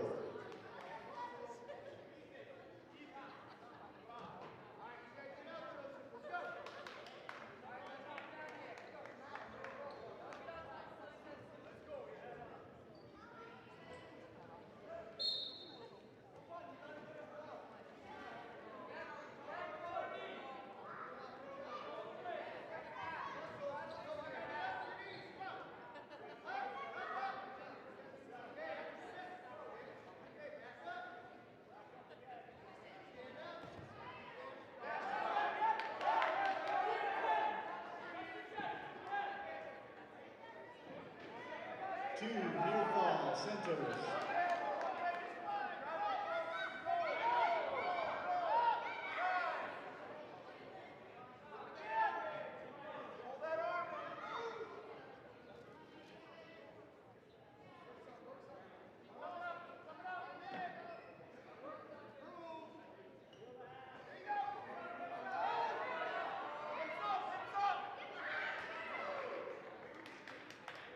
Two reversal, Keyser.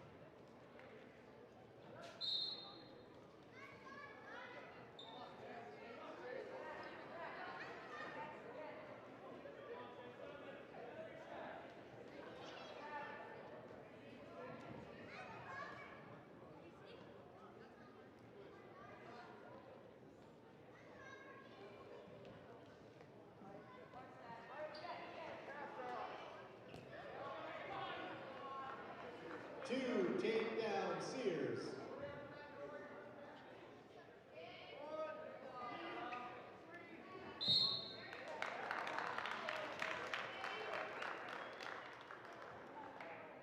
Winner by fall for the Bruins, Chase Sears.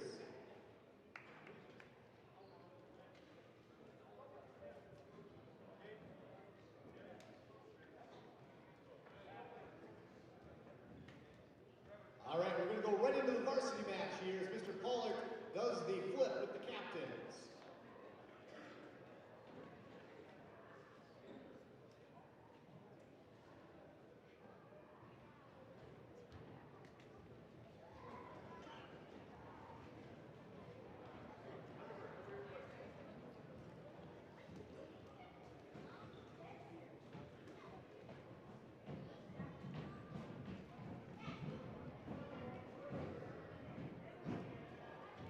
The Bruins win the toss, and they have chose to report for the even matches.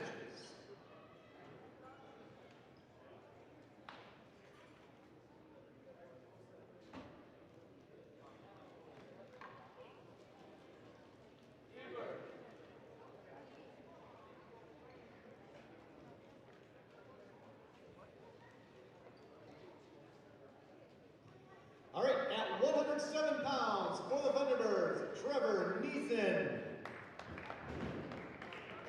The Bruins are open.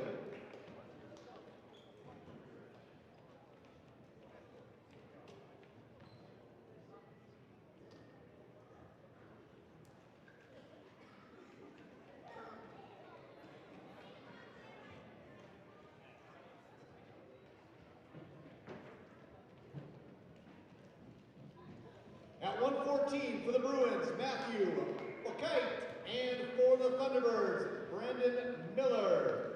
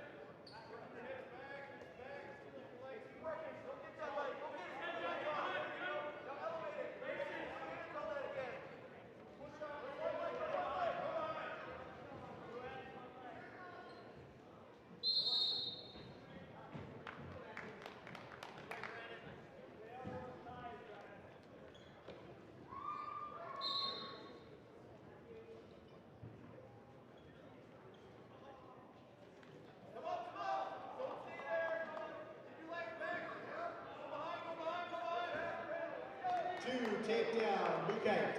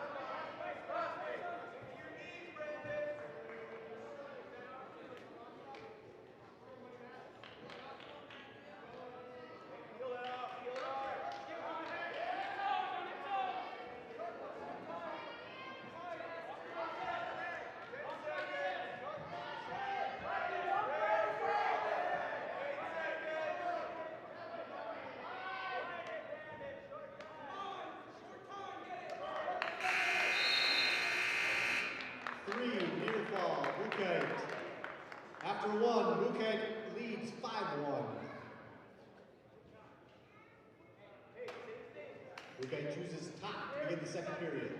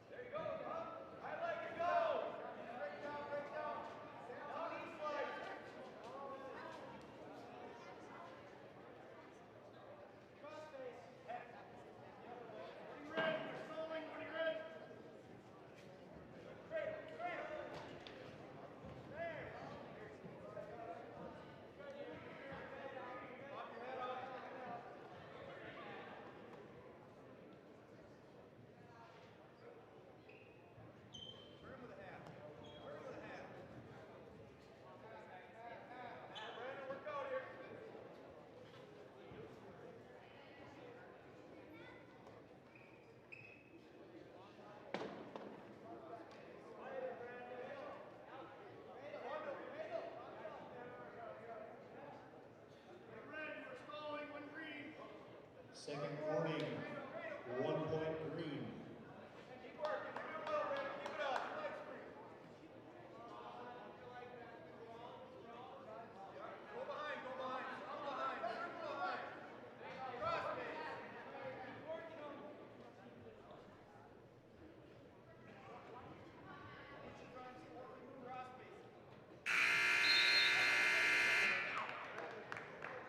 After 2 periods, Bukite leads 6-1.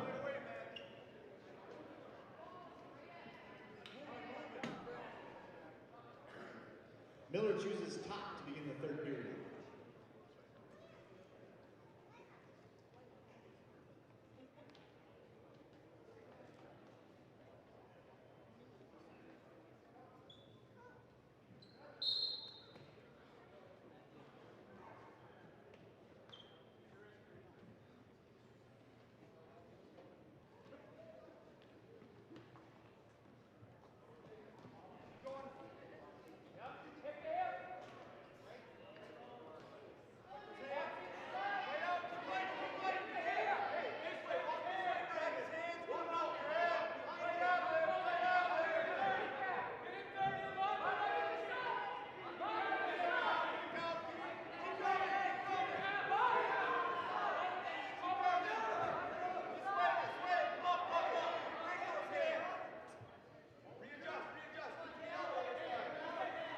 Near fall, Miller.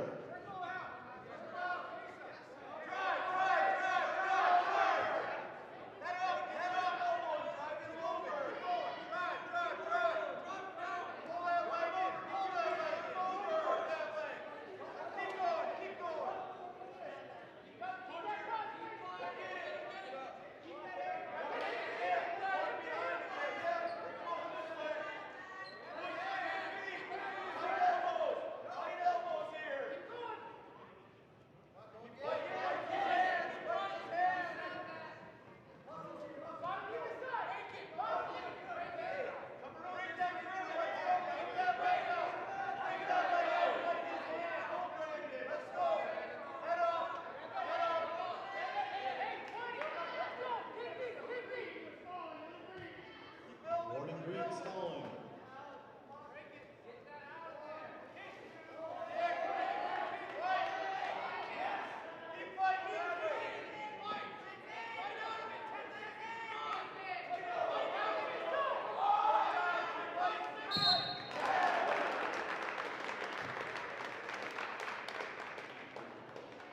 Winner by fall for the Thunderbirds, Brandon Miller.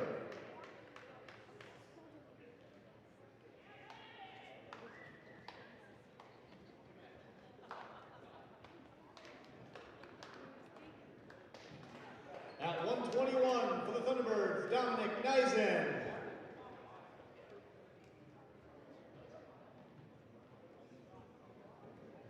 South is open.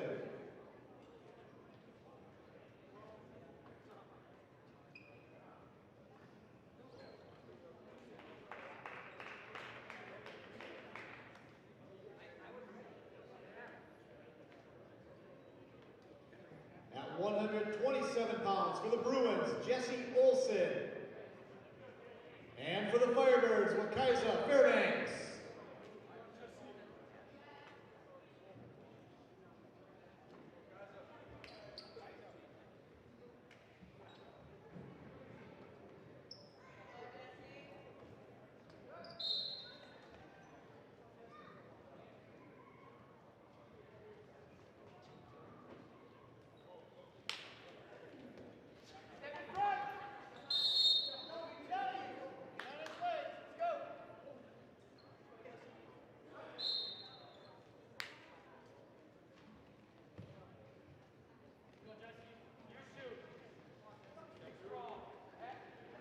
Two takedown Fairbanks.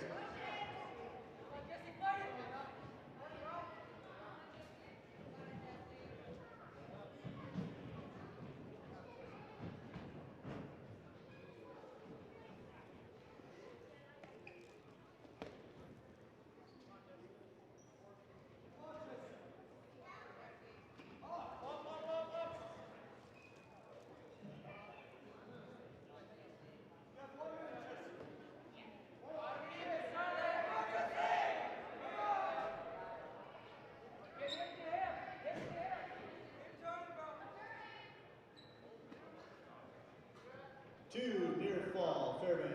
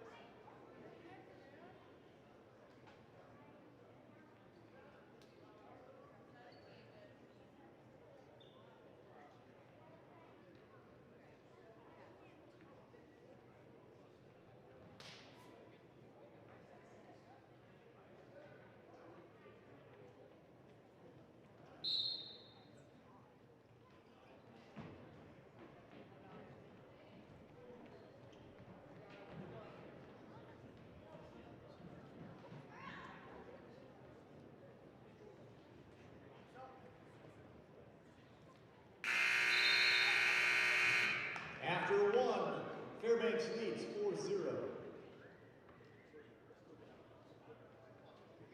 Olsen defers, Fairbanks chooses down.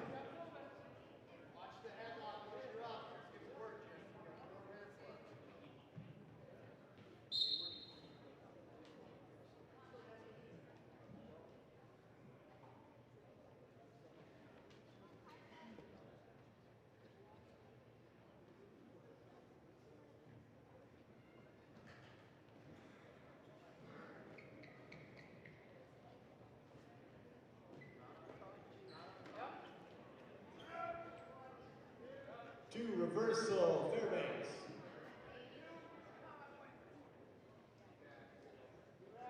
Two, near fall, Fairbanks.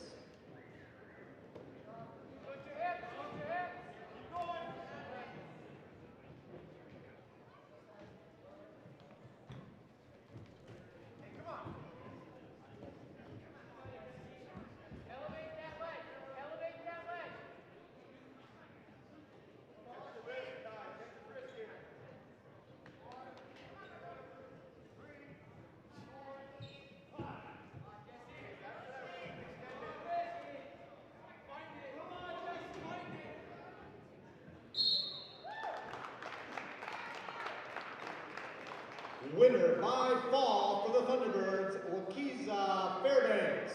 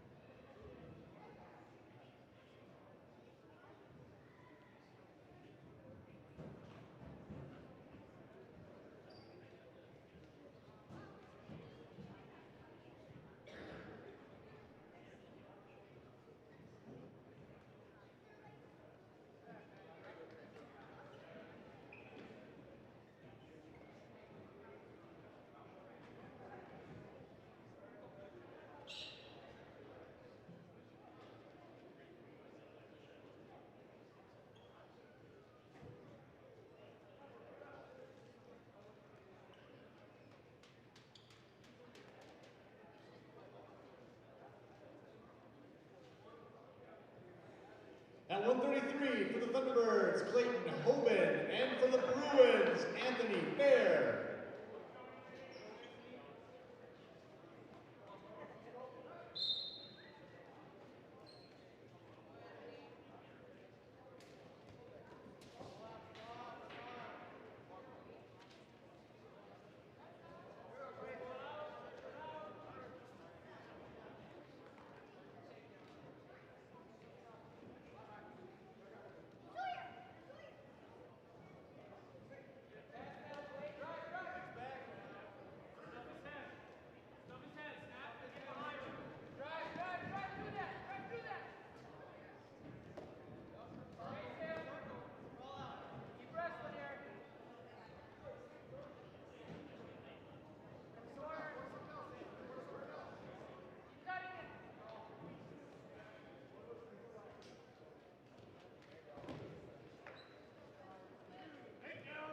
2, takedown, Waubun.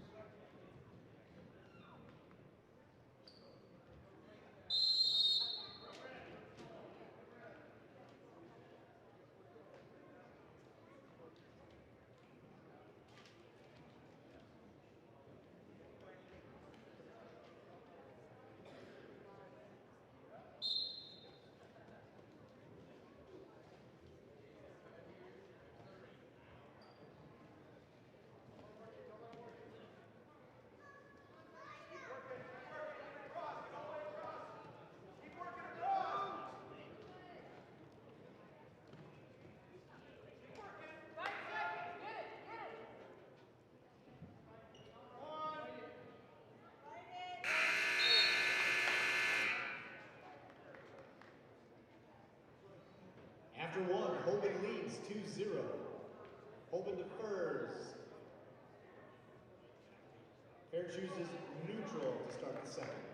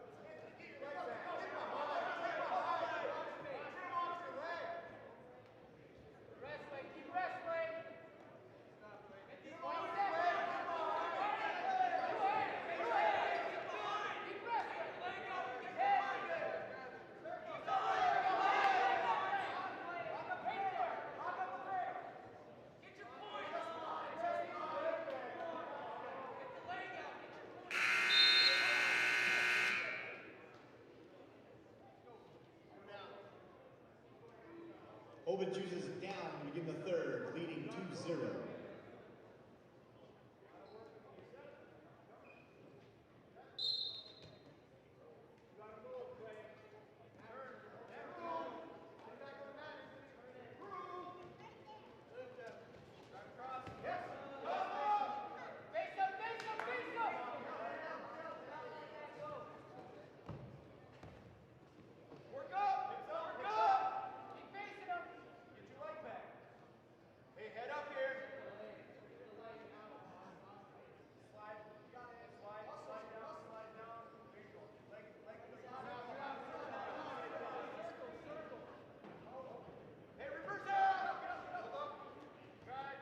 Two, reversal, Waubun.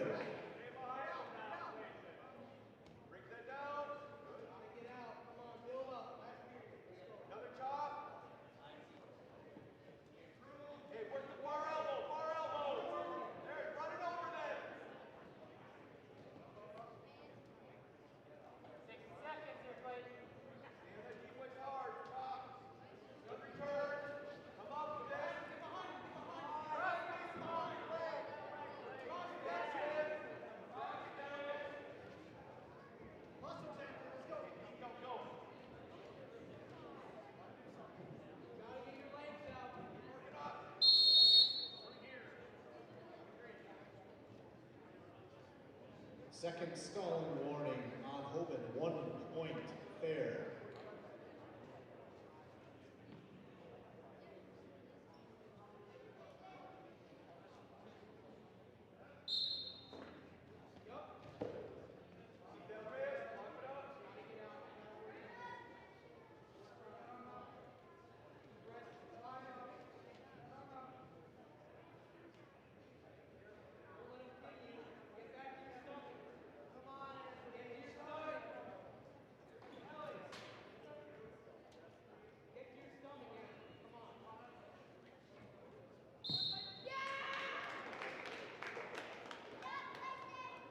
Winner by fall for the Thunderbirds, Clayton Hoban.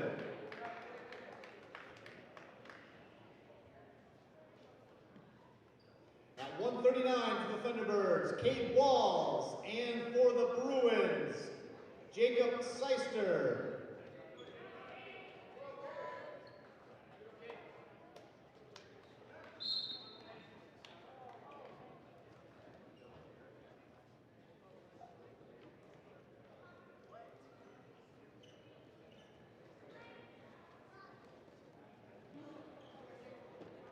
Two takedown Seister.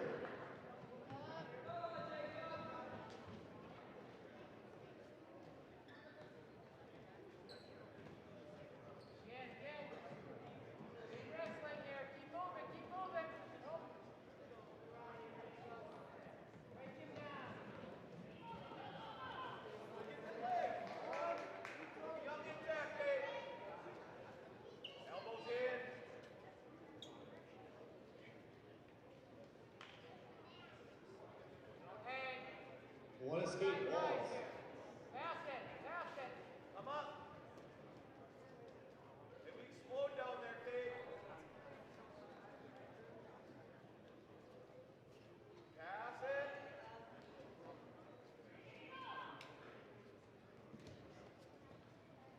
Pass it. Over here.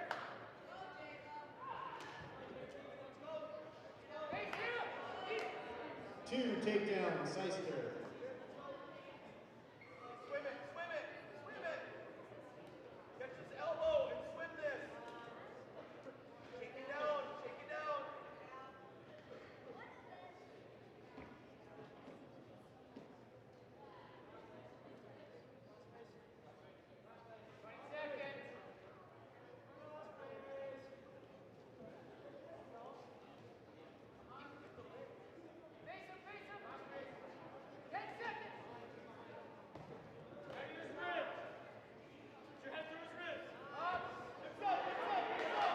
Two reversal Walls.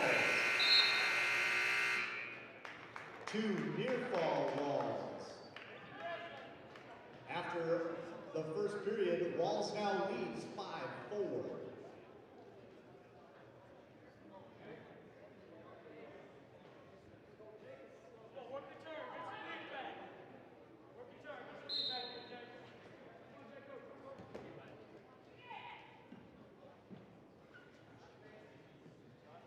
Get your leg when he's out front.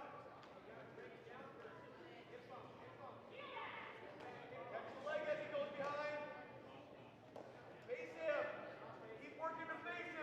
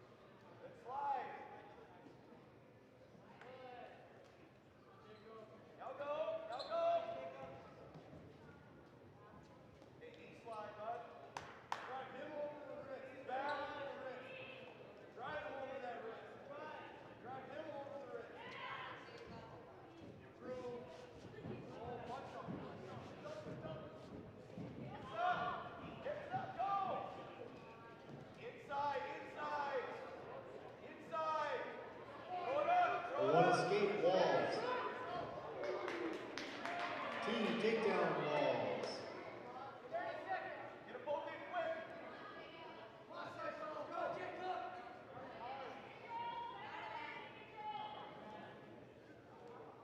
3 near fall walls.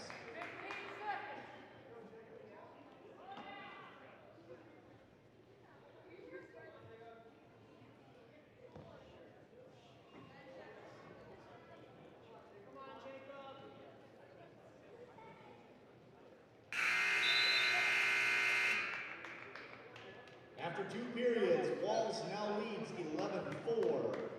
Will be neutral to start the 3rd and final period.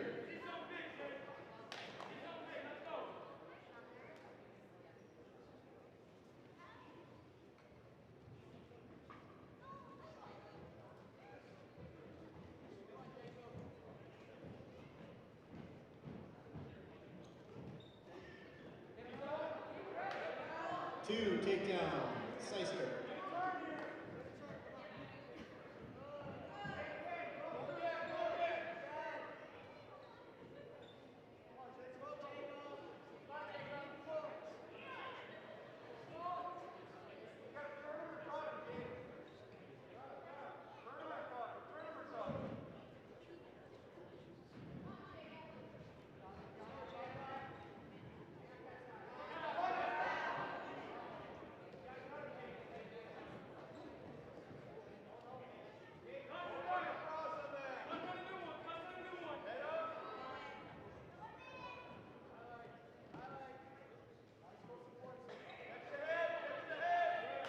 2 reversal walls.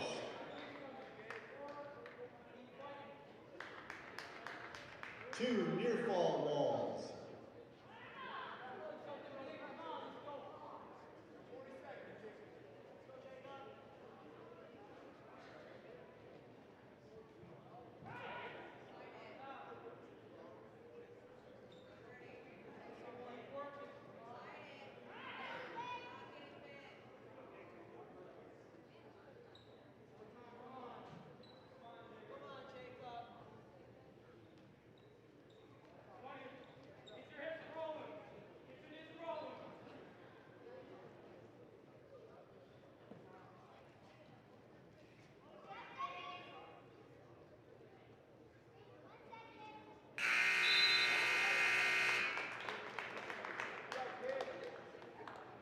Winner by major decision for the Thunderbirds, Cade Walls.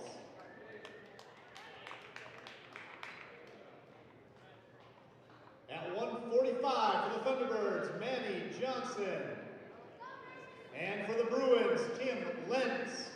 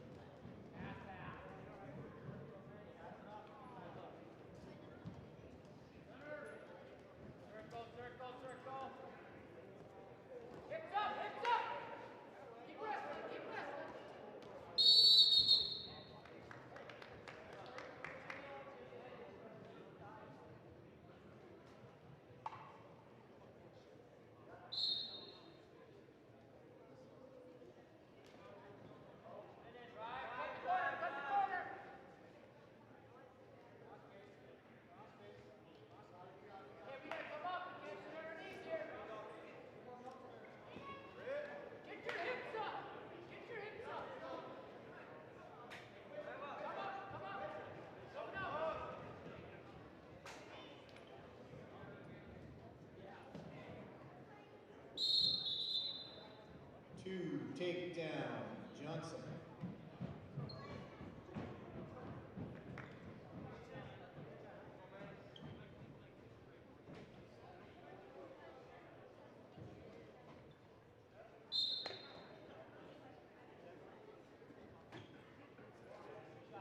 escape Lentz.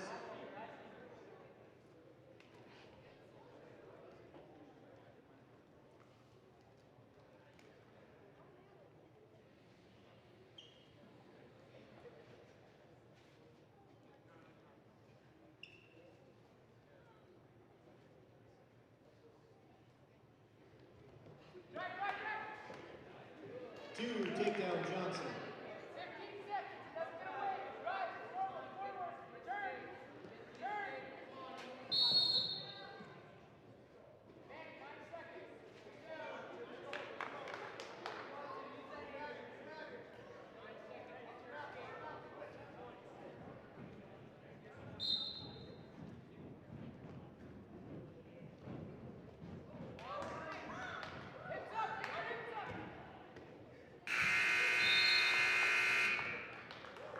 After one period, Johnson leads 4-1.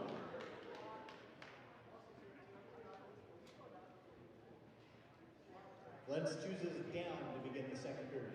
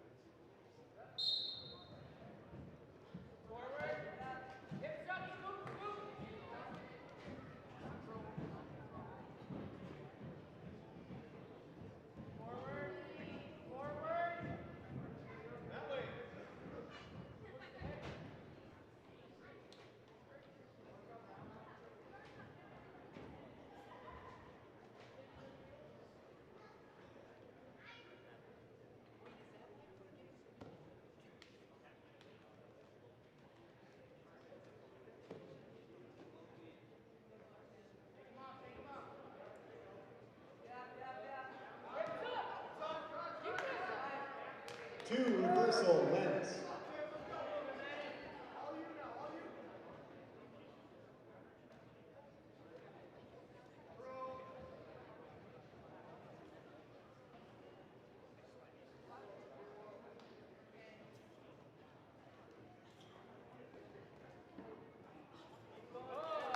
Two, reversal, Johnson.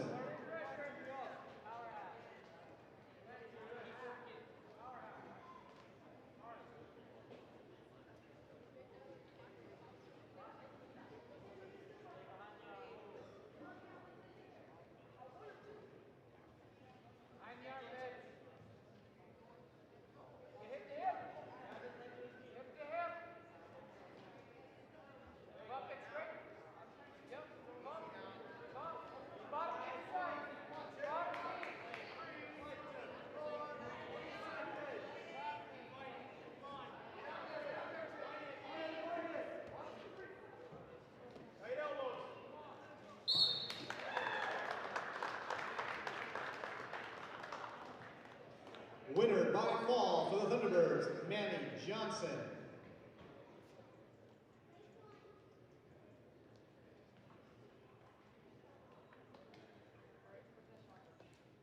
At 152 for the Thunderbirds, Connor Lucy. And for the Bruins, Braden Brockman.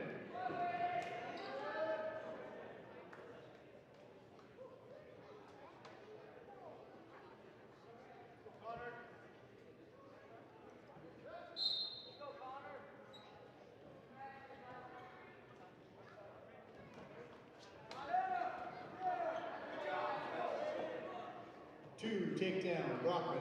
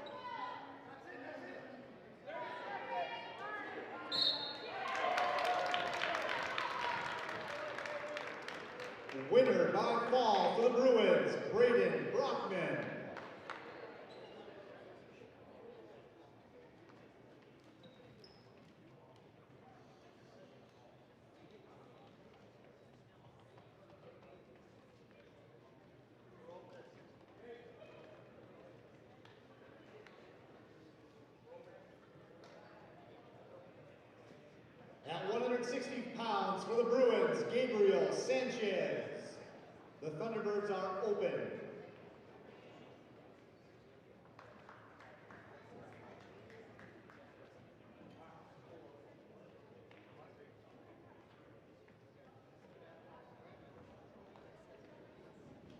At 172 pounds for the Thunderbirds, Logan Abdu.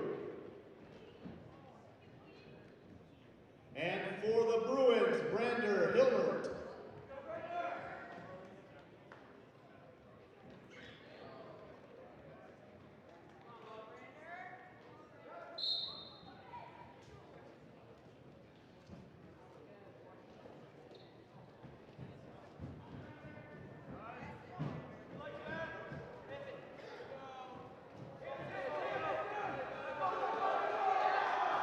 Two takedown, Hilbert.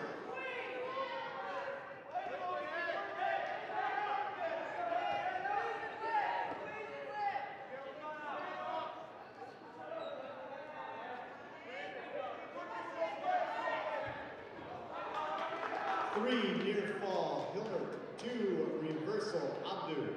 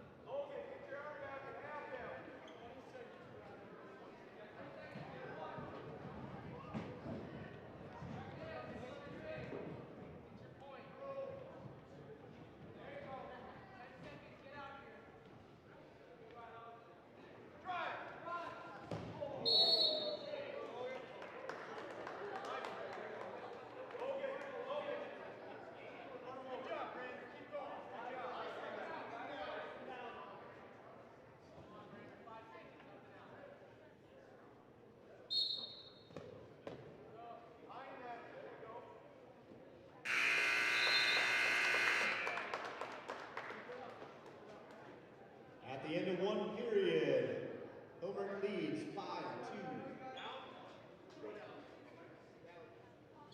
Abdo chooses down to begin the second period.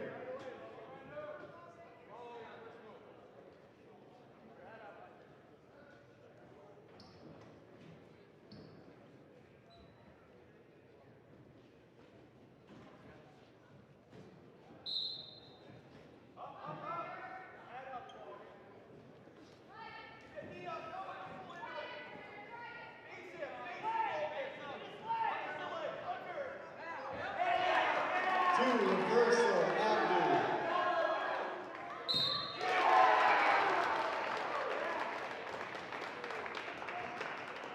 Winner by fall for the Thunderbirds, Logan Abdu.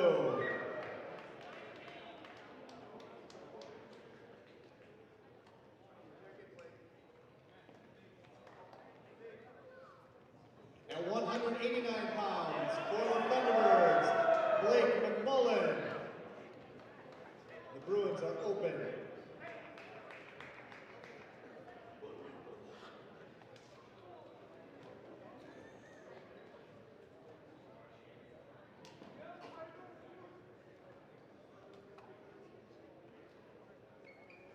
At 215 pounds for the Thunderbirds, Drayden Antel. The Bruins are open.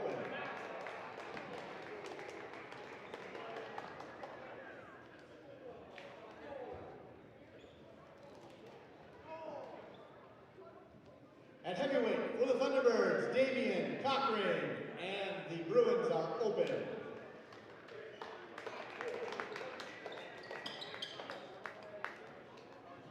The That concludes the duel between the Manomen Waubun Thunderbirds and the Fargo South Bruins.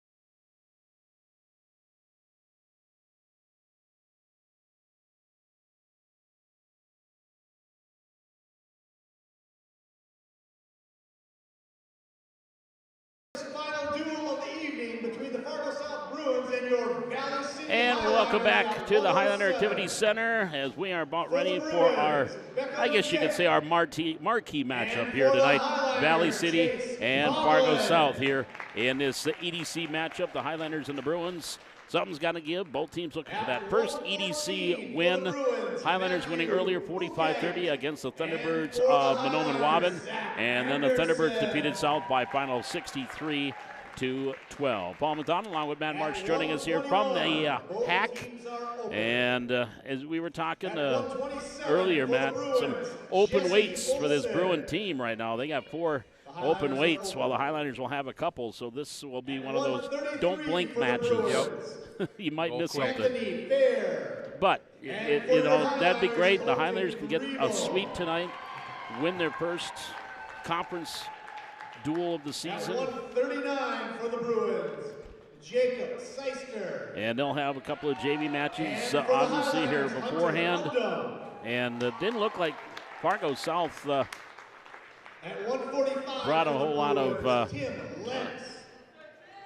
I'm trying to count on there. I'll have to start taking off my shoes, but they got 9, 12, I think. Lineup, right? Yeah, they got 9 in the lineup. They've got 3 on the bench. And for the Couple walking Highlanders, around, yeah. So they probably brought about 12, 13 wrestlers. Get a handful of JV matches. For the Bruins will be Gabriel Sanchez, and for the Highlanders, Carter Jewett. And that 172, that is actually the last match. Now, if you heard, they moved Carter Jewett down to 172. And for the Highlanders, Ethan Miller. And they had Ethan Miller. Oh, no, that was at 172. They moved Sanchez up to 160. As Chase Sears, who normally wrestles at 160, he wrestled a JV match. And Andabulo, of course, 189, 215, and heavyweight are open for Fargo South. For the Highlanders, Dylan Hunt. Again, both teams, as we take a quick peek at the EDC standings coming into action here tonight on the boys' side. Cheyenne leading the way at 7-0, then Davies at 5-0, Devils Lake 3-1, Central 2-1, Breck Wap 2-2, West Fargo 2-2, and of course a new team this year in the EDC mat, Central Cass moved up to Class A, and they are at 1-1 in the conference, North 2-3, Red River 0-4, then Valley City and South Bow at 0-5. So again, that'd be big for Valley City, get that first conference win here at home. As taking on Fargo South. Flip went, and I believe the Highlanders got the flip. So they're going to present first in odd matches. And now for our JV match. For the Bruins, Lucas Robinson. Quincy Corbin. And Quincy Corbin will wrestle here in the first JV match. Robinson's 7-9 on there. He's a junior.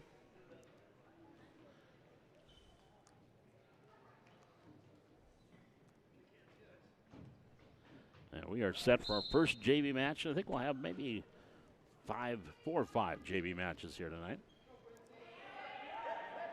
Quick takedown by Quincy there. 2 takedown Corbin. He get his I was gonna say get his head out there. He's got it. Leading 2-0. Return. Yeah, it looked like he was going to try to do a half, but Robinson was able to get to his feet. There he's running it again. Yep. Keep running your feet. Yeah. It's interesting when you watch with wrestling too. It is you've got to be thinking too, because obviously if you're trying something and it's not working, oh, I got to do something else. Yep. And an escape for Robinson, 2-1. Corbin. We call that chain wrestling, being able to move from one move to the other.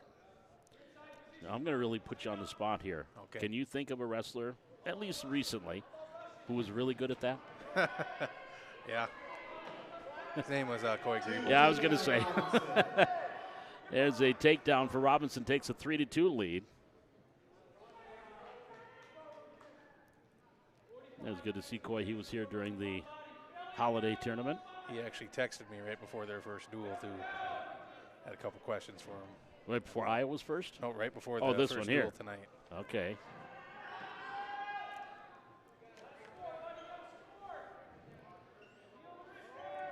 Off the tilt, rolled right out of that. 3-2, advantage for Robinson. Final 20 seconds here in the first period, first JV match. Kind of funny, Valley City, we weren't the first ones to start doing it, but that, we call it the diesel tilt. Mm-hmm. and how effective it was. And I mean, Coy mastered it, and how I've noticed many tournaments this year, it's been taught to a lot more wrestlers in a lot of different wrestling rings. 3-3 off that escape from Corbin. And he will defer to the third period. Robinson takes down to start things here in the second period. Tied 3-3, opening JV match here tonight.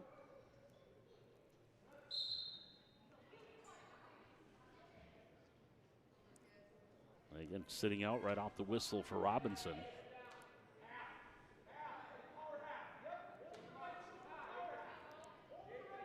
I suppose you see that too a lot in wrestling. You'll have, if one wrestler perfects a move, whether it was taught him or he came up with it on his own, you're going to see other wrestlers try to mimic. Start to mimic it. Yeah. And that's how it usually gets its name. Yep, and we've done this similar thing.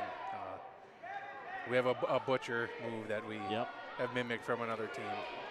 I mean, it's a what we call it. Yeah, it's a crossface. But still 3-3, minute 15 to go. Here's second period. Quincy Corbin, Lucas Robinson, our first JV match. Fargo South and the Highliners. I haven't seen the referee talk with either one of them. He's kept that whistle in his mouth for the most part. And he's setting up a half.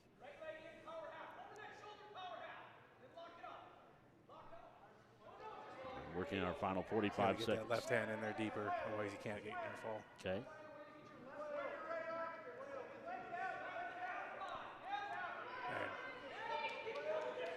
Just about there. Keep more horsepower. More horsepower. No. No near falls. 25 seconds.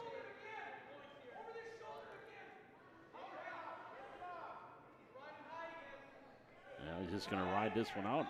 Yep, there, he's got a little bit more horsepower, bud. He's got to lengthen his body out.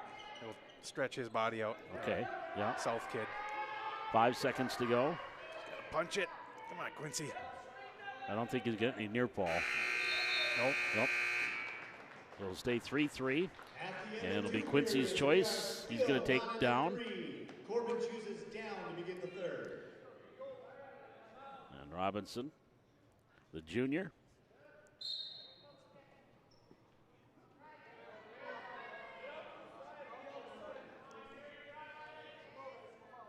As we start this third period.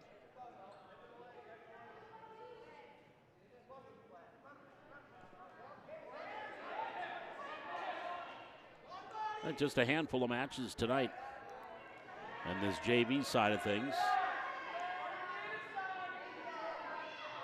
There's the cradle, and Robinson's getting near fall points.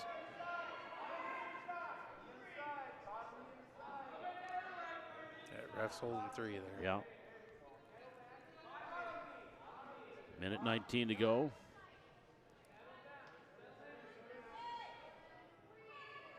See if those shoulders are level. Now, do they have to be on the mat or just level?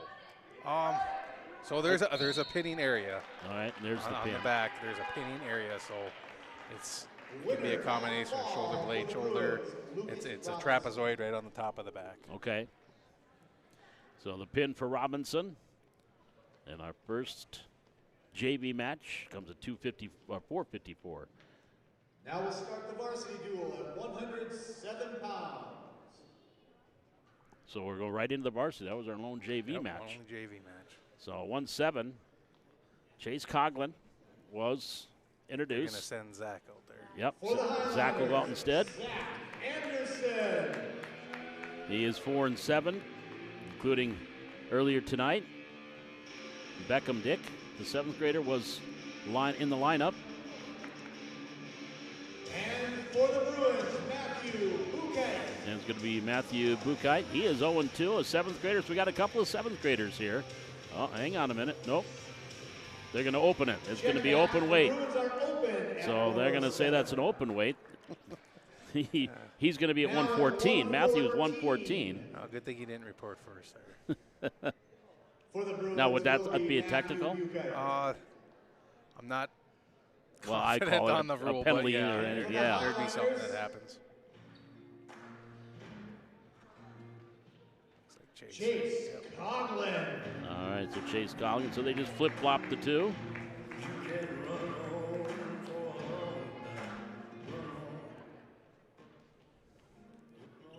So again, this is Chase Coughlin, the 8th grader, 15-10. Matthew Bukite, 0-2, the 7th grader. Wrestling here at 114. South kid looked to be looking for a quick headlock there. Nice slide by Chase. Circle. Yep, got to attack that leg. There There he's got him. 2 points.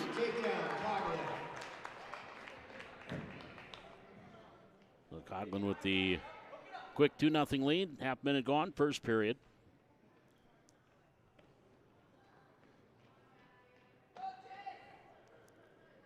He's got the chicken wing, and he's got him over. He's got it perfectly. Now needs to get maybe back on the chest on chest. He should get at least two. Two near fall there. Yep, No, three. He got 3 out Wow, of it. good deal. 5-0, Coughlin leading. He's going to try it again, walk him around. Again. And he's got him. Well, he almost rolled out of it, but nice job there to keep him back down. He'll get 3 more. Got to hold on to get his points, and he's got to reset there. There we go. Reset hips. Brought that hip down. There, he's got it. Minute 12 for the fall for Chase. Winner by fall for the Highlanders. And the Highlanders take a 12-0 lead. Bruins are open at 121. So are the Highlanders. At least according to the roster. See if they're going to even. Nope. At 121, both sides are open. So both sides open at 121. 133. Highlanders were open at 127. For the Bruins, Jesse Olsen. And they'll send Jesse Olsen out. Highlanders are open. He's at. They did say Jesse Olsen, I think. Yep. And That that's moves us to going to be a 133. forfeit win for Olsen.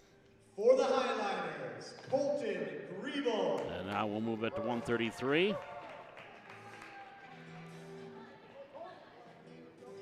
Twelve to 6, Valley City leading. Colton Griebel at 133, and no one has come out yet. Anthony Fair, the sophomore, scheduled.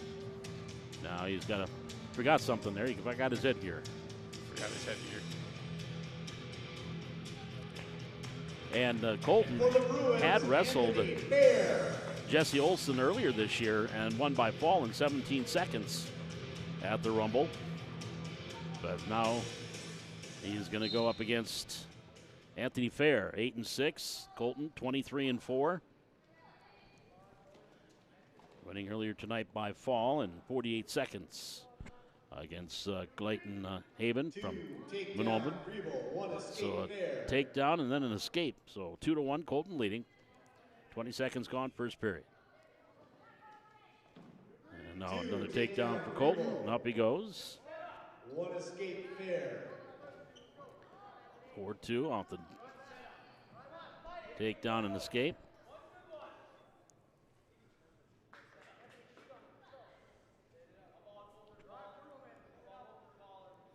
Colton trying to shuck him to the side, couldn't do it.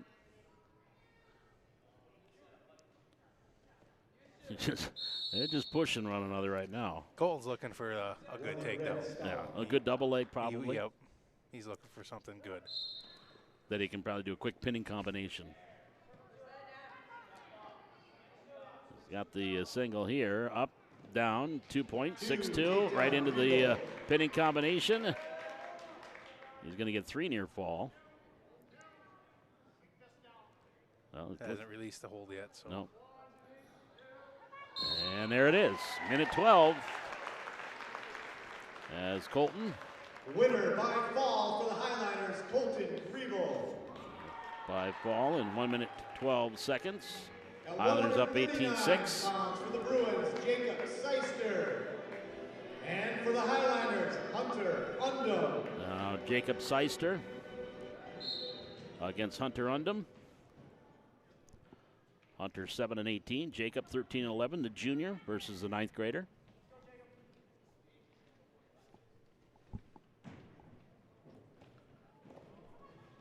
18-6 Highlanders lead and Nice 2-point takedown. takedown. Yeah, quickly on that one.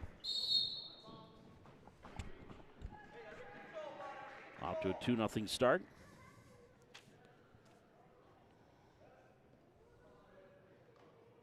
And I was checking it earlier today. Not a lot of Highlanders have wrestled South kids so far this year.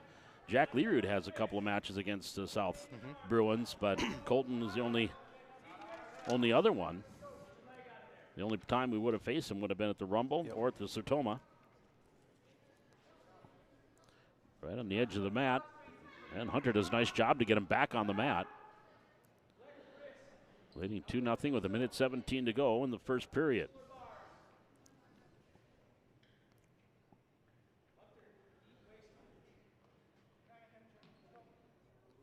Hunter trying to work him around. Hunter keeping the pressure on him. Yeah. Walking around off that. On the hat. Then he's got him. He's going to get 3 near fall, if not more. Yeah, Hunter resinking. Oh, Yep, let that go. get your near fall points. 5-0. So that get your near fall. It's like, okay, I'm not going to get a pin here, so just let's try something else. Yep. Don't put yourself into a bad position. Just Right. reset. He's getting a little high here. Of Seister to get his head out, but way up on that, and that's going to be escape. 5-1. Seister, who normally wrestles 145, again coming in 13-11 on the air. Shooting in and off the mat. 5 seconds to go, first period. Undum leading at 5-1. And the 139-pound weight class. Should have some good matchups here in the next few. At the end of the period, deferring. Hunter will take the choice. Undum chooses down to begin the second. You want to go, he'll say down.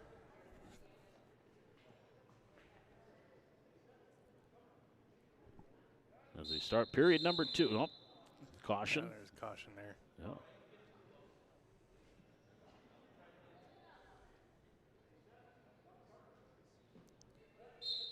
Got a little anxious. I believe that's called the referee's position. Is that what they call referee's position. that? Yeah. Don't ask me why they call it that. I don't know. Very rarely see the referee in that position. Yeah, so I don't know. well, I think they're both looking at the referee, and Right. it's got to be what it is. And I'm sure someone out there listening is going, well, you idiots, here's what it is. Right. Well, if you have my phone number and you know the answer, text me. Yeah, Aaron, if you're listening, Aaron, if text you're- me. Tell Yeah, me why. let they us call know it why it's referee's called the referee's position. And I'll be honest with you, Matt, I learned that today when I was watching videos. Okay. Because the one I was watching was taught, they were teaching the grand boy, and he said you get in out of the referee's position. Minute 9 here in the first period, second period, 5-1. Hunter Undum leading. Oh, Hunter. Right on the edge line. Yep. Yep, keep circling. Yep. Keep him on the mat, and now they're off.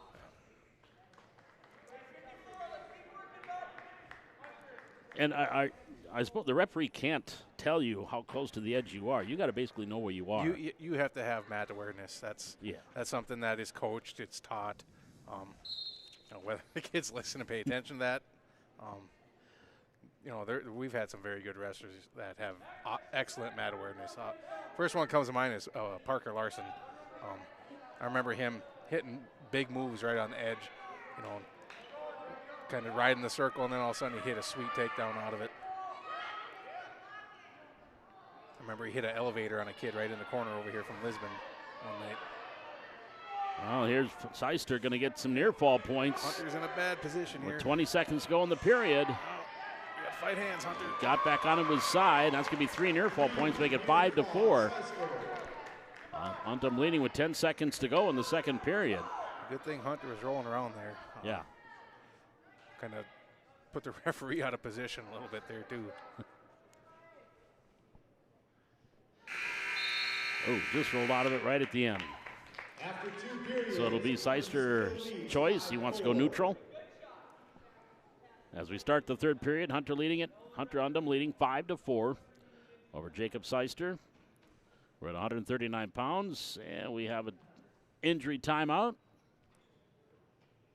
And remind you, you're listening to and watching Highlander Wrestling here on the Highlander Activity Network, live from the Hack.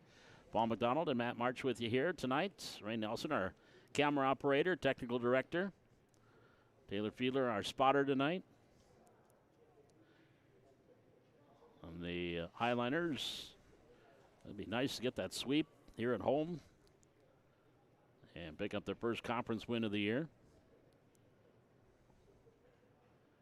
And actually, the new ratings came out yesterday. Yep. And Colton Griebel ranked number 1 at 133. Ethan Miller ranked number 2 at 172. Yeah, those are the only 2 Highlanders that are ranked as far as the boys are concerned. And the Highlanders, actually, as a team, did crack the top 5 in the East region. They're up to number 4. Oh, really? That's awesome. As they were not in the top 5 in the one that came out in December. But they did crack the top 5 here, the one that came out yesterday. I looked at the individual rankings. I didn't see. And Davies is ahead of Cheyenne in the rankings as far as the East region and overall. Davies is ranked 5th. It's a West-heavy state rankings with Bismarck, Dickinson, Century, Legacy, the top 4. You know, this doesn't happen here very often, Devil's Lake being in the top Number 4. I don't think anybody's used to that, Nope. especially the Highlanders. There's a quick takedown by Seister, Nope, but out of they're off the bounds. mat. No points. 5-4, Hunter Undum leading with 1:40 remaining. You got all 4 Bismarck schools in the top 5 out west. That's nothing new. As A lot of times Minot's in the top 5 out there too. But yeah, they're right now number 9 in the state. There's a takedown for Seister. He takes a 6-5 lead with 1:25 remaining here in the third period. Hunter's got some work to do. Needs to get himself up here. Hunter needs a reversal to take the lead, or else he needs to get back to his feet and score a takedown. There's that Granby. There's a Granby. Yep, the Granby Clear his roll. legs far enough. He's got to shake him off here. Shake him off, back out. Oh, Seister did a nice job to scramble and get back in control. 58 seconds to go in the period. 6-5. Jacob Seister leading. We're at 139 pounds. Third period, 44 seconds. Right here is where Hunter needs to have mat awareness. Look at where he's at.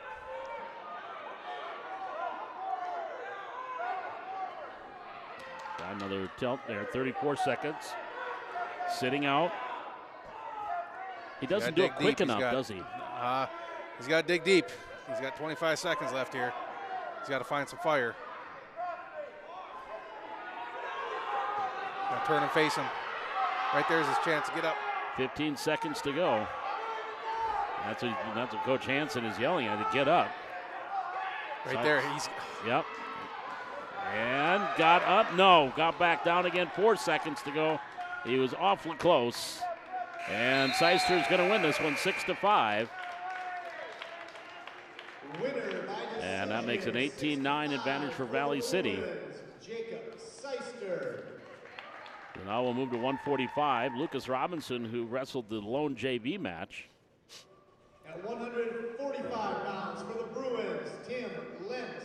And it's going to be Jacob Lind. And for your Highliners, Jaden Sir. And Jaden Sir, 9-9, the freshman, will go here for Valley City.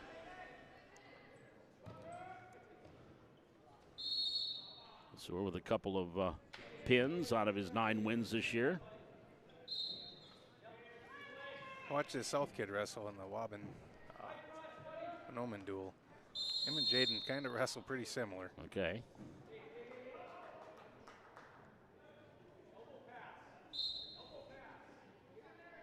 You know, they're both powerful wrestlers. I mean, both kind of built the same. Built the same, yeah. 2 takedown Lentz. Takedown. Nice quick escape from Jaden there. And I believe this is Tim Lentz. Yep. Who is, I believe, grandson of Mike Lentz here in Valley City. I'm just, because I know there's Lentz, his son, Mike's son, coaches football in Fargo South. He comes in with 6 wins on the air, a couple of pins at 145. Quick takedown there, and there's a reversal. Or a takedown after the escape, pardon me, for Jaden. He now has a 3-2 lead. That tilt right there, the diesel tilt. The diesel? Near fall. He might pin him out of this. Ooh. Very close. Referee's looking at that left shoulder. That was pretty close. Very close. Trying to get back into that chicken wing. He's got 3 near fall. He's up 6-2. Lentz sits out. Oh, Ooh, Jaden, locked up a he tight did. cradle there. And a potentially dangerous call. Almost like Lentz said, "No, my bad." Like, really? All right. 18-9 is the dual score, 6-2. And a caution there on Jaden Sewer. Caution green.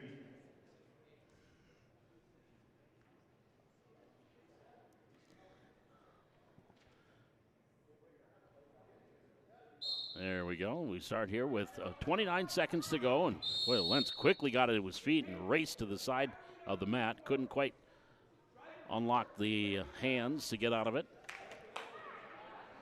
Trailing 6-2. They can do another caution. Yep. Caution green.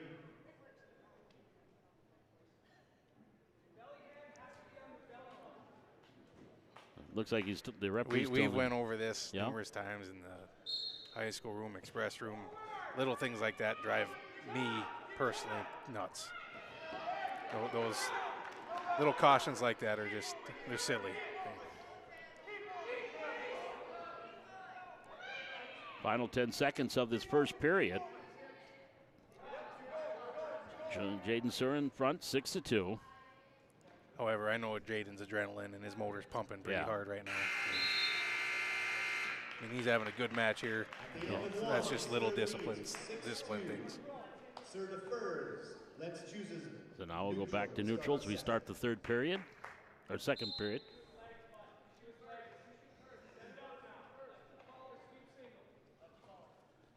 Sur and Tim Lentz. There's a quick headlock by Lentz, and he got Sewer down, but Sewer actually had a better position. No one took control, so we're neutral as we come back to the center Right of the there, mat. that was Jaden's strength right there. Yeah. To be able to roll that through. Lentz didn't waste any time going for that headlock. He was thinking about it again, try to throw, and Here comes Jaden. Yep.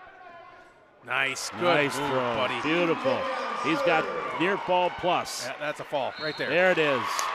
25 seconds into the period, 2:25 is the time of the fall. And Sur coming up with the fall for the Highliners. And they take a 24-9 lead as we move up to 152. At 152 pounds. For the Highliners, Cruz Kappaman. Cruz Kappaman. He's coming off a win. Braden Brockman. And Braden Brockman, who's 6-10. Cruz coming in 6-7.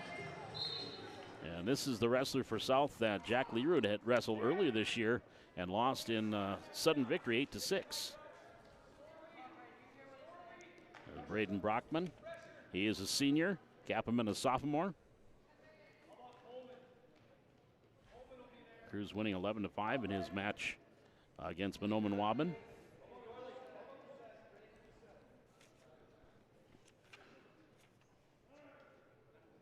We're at 152 pounds over the halfway mark with the Highlanders up 24-9. Kind of There's a unorthodox takedown there. A takedown for Brockman. He takes a 2-0 lead.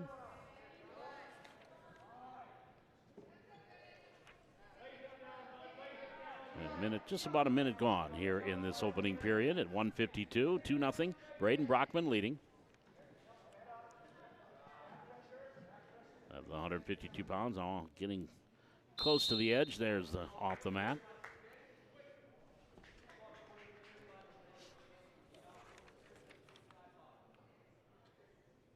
Coming up here next week, the Highlanders will be on the road at the Lisbon Storehog Tourney. They'll be at Grand Forks Red River, who's also winless so far in the EDC on January 23rd. Then they have the Central Cass Tournament These are the girls, pardon me. These are the girls that'll have what's coming up. Boys do have a couple more home duels. West Fargo on the 25th and Fargo Davies on the 1st of February. Yep, we're going to do a buddy night on that where we have the Express kids run out with on the 1st? For the Davies duel and yep. the West Fargo duel. And actually for Grand Forks Red River, we're going to take some Express kids up there and we're going to have a little duel against their youth program up in Grand Forks Red River as well. I think you did that against West Fargo a year or two ago. Yep. And everything works. Working on that a little bit too. You get some kids from Fargo here to wrestle before that duel. Brockman up 2-0. He's going to get near fall points here on Cruz. And he'll get 2 of them. Make it 4-0 as we start the second period. 2 near fall, Brockman. After 1 period, Capman will defer. 4-0. No, actually, Brockman defers. Cruz says neutral. Cruz looking for a takedown out of neutral, but South just got dinged with a stall call because he's retying his shoes. That's reporting to the mat, ready to wrestle. Okay. I like that. I do too. They have tape. They have bands you can put over your shoelaces so they don't come undone. That's stuff that shouldn't be happening right. in the match. Little things. Yeah. Get Velcro. Shooting in for the double leg there, Nice Cruz. takedown. Keep going, bud. Circle. Yep. Still has a hold of one of the legs, though he's losing it quickly, and Brockman quickly gets behind him and picks up the takedown. 6-0. Brockman leads. Both wrestlers with 6 wins on the year. Kaplan 6-7. And Brockman again 6-10 coming in. We're in the second period here at 1:52. I'm trying to set up, looked like a cradle there. A little high, but now he's got it. Working a cradle. And he's got him over. His Just a knees quick have one. to be in bounds. Yep. And no near fall points.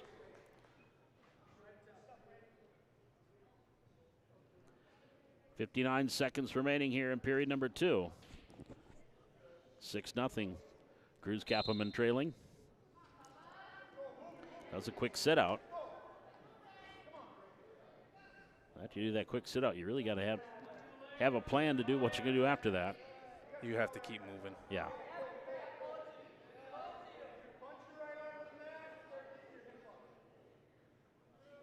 Yeah, Cruz is putting himself in a bad position there, getting his elbow way up in there like that. Does have a hold of his foot. Half minute to go, second period. Kaplan trailing Brockman 6-0.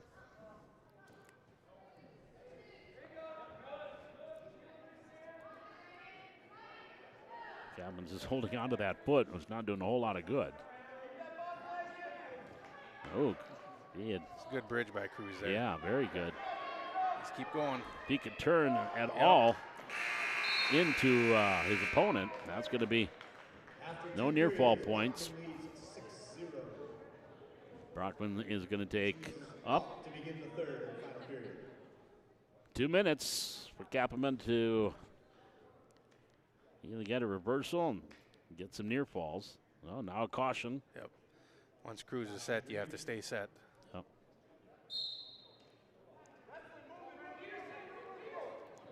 Quickly to his feet. Brockman breaks him back down again.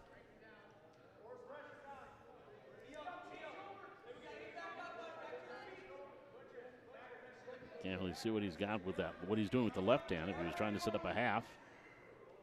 Or if he had the chicken wing, now neither.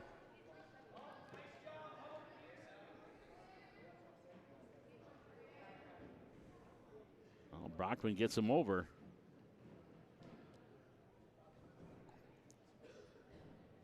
Referee doesn't see anything right now. Oh, and Kapperman, there's going to be a quick reversal. Oh, he hasn't gotten it yet. Keep moving there, Cruz. Almost had it. Got a minute 10 left to make something happen.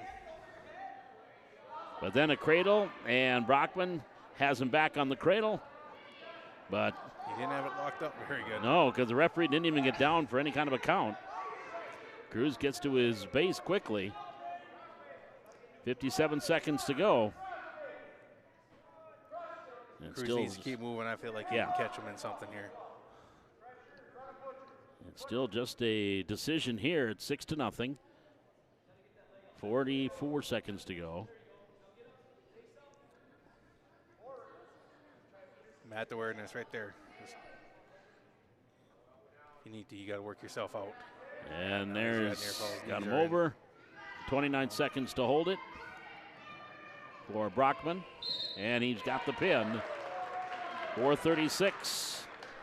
5:36 on the fall. For the Bruins, Braden Brockman. And that makes it a 24-15 Highliner advantage as we head to 160. At 160 pounds for the Bruins, Gabriel Sanchez. Gabriel For Sanchez the Highliners, Carter Jewett. and Carter Jewett. Carter 8-13. Sanchez 1-4. Well, if the lineup we were given us, the South Bruins only have one more weight class that they have a wrestler. They are open at 89, 15, and heavyweight.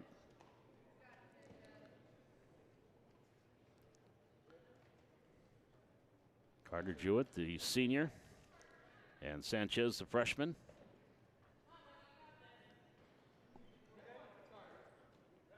Working at 160 pounds. Quick going in for the single.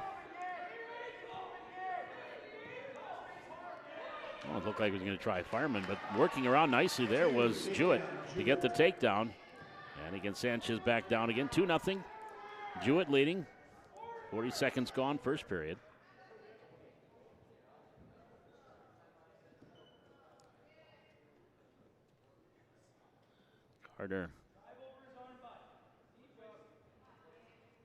Carter's got to flatten him out here. Yeah, he was break him down.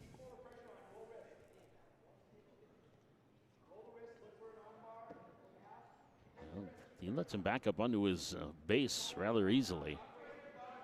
Sanchez, and back down he goes. We got 48 seconds to go here in the first period. Carter's riding too high. Needs to flatten him out and break him to a hip.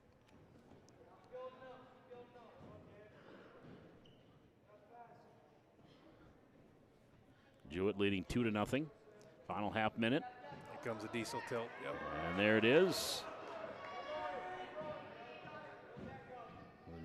Only a Not one quite count. enough for near Nope. fall. The referee gave him a one count, and that was it. 13 seconds to go in the period. And tried to tilt again. Again, rolls right out of it. That'll take care of period number one. After one, Jewett leads 2-0. Carter will defer. Defers. Sanchez will go Sanchez neutral. chooses neutral. As we start the second period, Carter Jewett leading it 2-0. Highlanders lead the duel 24-15 here against Fargo South. Quick double leg. Nice takedown Nice by job Carter. by Carter. 4-0.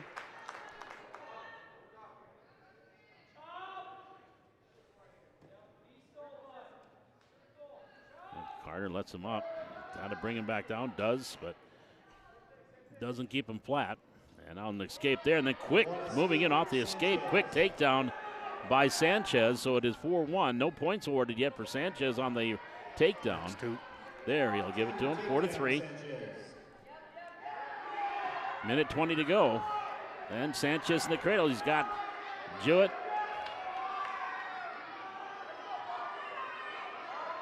Carter's got to fight hands. He's got to Yeah. break that lock.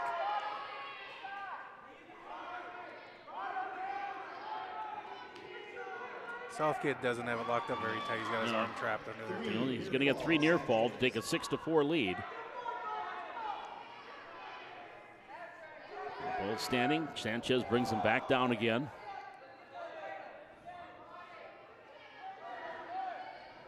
And again, he's going to try to hook that cradle. As Jewett gets on his feet, trying to release those hands. And Sanchez was going to try to bring him down, couldn't. 25 seconds in the period. Carter's doing a nice job at least staying on his feet. Now he's going to get the escape. Now work quickly here with 18 seconds to go in the period. 6-5. Gabriel Sanchez leading. Shoots in for the single. And sprawling out of it was Sanchez. And he's got, he didn't have time to work on that. Clock ran out. So Jewett. Yeah. Carter's got to get away, and then he's going to have to get a takedown. 6-5 trailing as we start the third period. Sanchez, a freshman, against Jewett, the senior.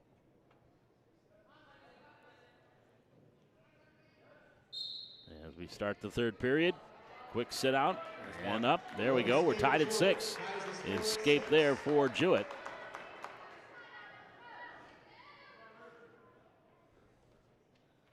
Now we have to wrestle smart, and we got to wait for our opening. Yep. And got a little off Can't balance. get careless. And that's going to be potentially dangerous. And a penalty point, Jewett, to take a 7-6 lead. Yep. That because he threw him? Yep. He didn't return him to the mat safely. So now after getting that, he's going to get a drink. Tabitha Muncie, our new head trainer. I do believe I see the old head trainer over there on the other side. Mr. Callahan. Or is that Doc? That's Doc. That's Doc. That's Doc. Silverbeard gives it away. Yeah. So we have an injury timeout here with Carter Jewett tiding, as again it was a penalty point against Sanchez. Did not return Carter to the mat safely. And so the penalty point goes for Jewett. He takes a 7-6 lead with 1:40 remaining. All the questions were answered correctly. And now the referee actually going to have a quick chat with Tabitha. So he's telling Sanchez what he did. Yep. There we go. Restart here, 1:37 to go in the third period. Jewett now leading 7-6. And went for a throw, got a bounce, get the head out of there, and nope, still no points. Then shooting in was Sanchez. Sprawling out of that was Carter. If he can spin around, he can't get around behind him, and they back up on their feet. A good exchange there. Yeah.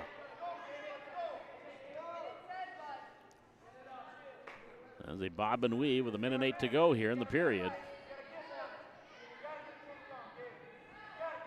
Jewett and Sanchez. Sanchez going for the throw in the headlock. And Jewett. It looked like Sanchez got out of position, and Jewett's going to get the takedown. And to make it 9-6, I think the referee stopped it because he think maybe Sanchez hit the mat hard. We have a bloody nose.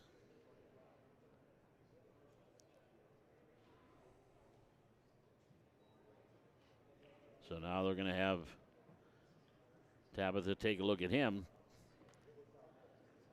They wonder if the South referees or coach is wondering, well, how come he didn't get a penalty? It's a nice job there by Jewett to get the takedown. 9-6. Carter leads, 55 seconds to go, third period. Yeah, there wasn't potential for a legal slam there. It was the South kid came down hard on his forehead. He seems to be just fine. Yeah. He's probably irritated that the he's match ready got to go. stopped. Yep. His motor was going. Yeah. So we restart with 55 seconds to go in the third period. Jewett leading it 9-6, but there's a quick reversal by Sanchez to get within 9-8. With 45 seconds to go, Jewett's got to try to get out of this and not get to his back, trying to set up the cradle of Sanchez. He lets go of that. Now he'll try it again. 36 seconds to go. Venture to say he's going to try one more combination here, and he's going to cut him and try to take him down. Almost looks like he's a little too high, but 24 seconds. Carter's got to keep moving. He gets on his feet. there. Down If he can spin off that, and he's got the reversal. He's up 11-8, and he's going to get the near fall point. 13 seconds to go. Let's go finish the duel, bud. 5 seconds, 4, 3, 2, and he did not get. He'll get near fall points, so he'll win 14-8. So it'll still be just a decision, but nice job by Carter Jewett. Winning over Gabriel Sanchez, 14-8. And that will give the Highliners, basically give them the duel. 27-15, they are up. And at 172, Ethan Miller is going to come out. And they had Chase Sears at 160. Now let's see what the Bruins do here.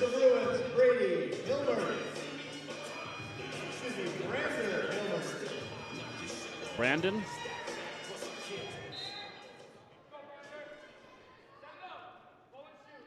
So that is Brander Hilmert, who is out here for South High. Nice takedown right to a half. Takedown to a half and near fall. And then some. 17 seconds in. Ethan Miller did not play with his food. Winner by fall for the Highliners, Ethan Miller. And he will get the fall at 17 seconds. That makes it 33-15. On the roster, South is open. The Bruins are open. And they are. The Highliners, Andon Bulow. So Andon Bulow will go out, get his arm raised.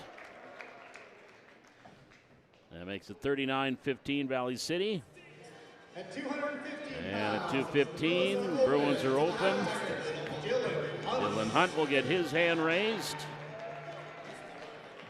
And it's 45-15.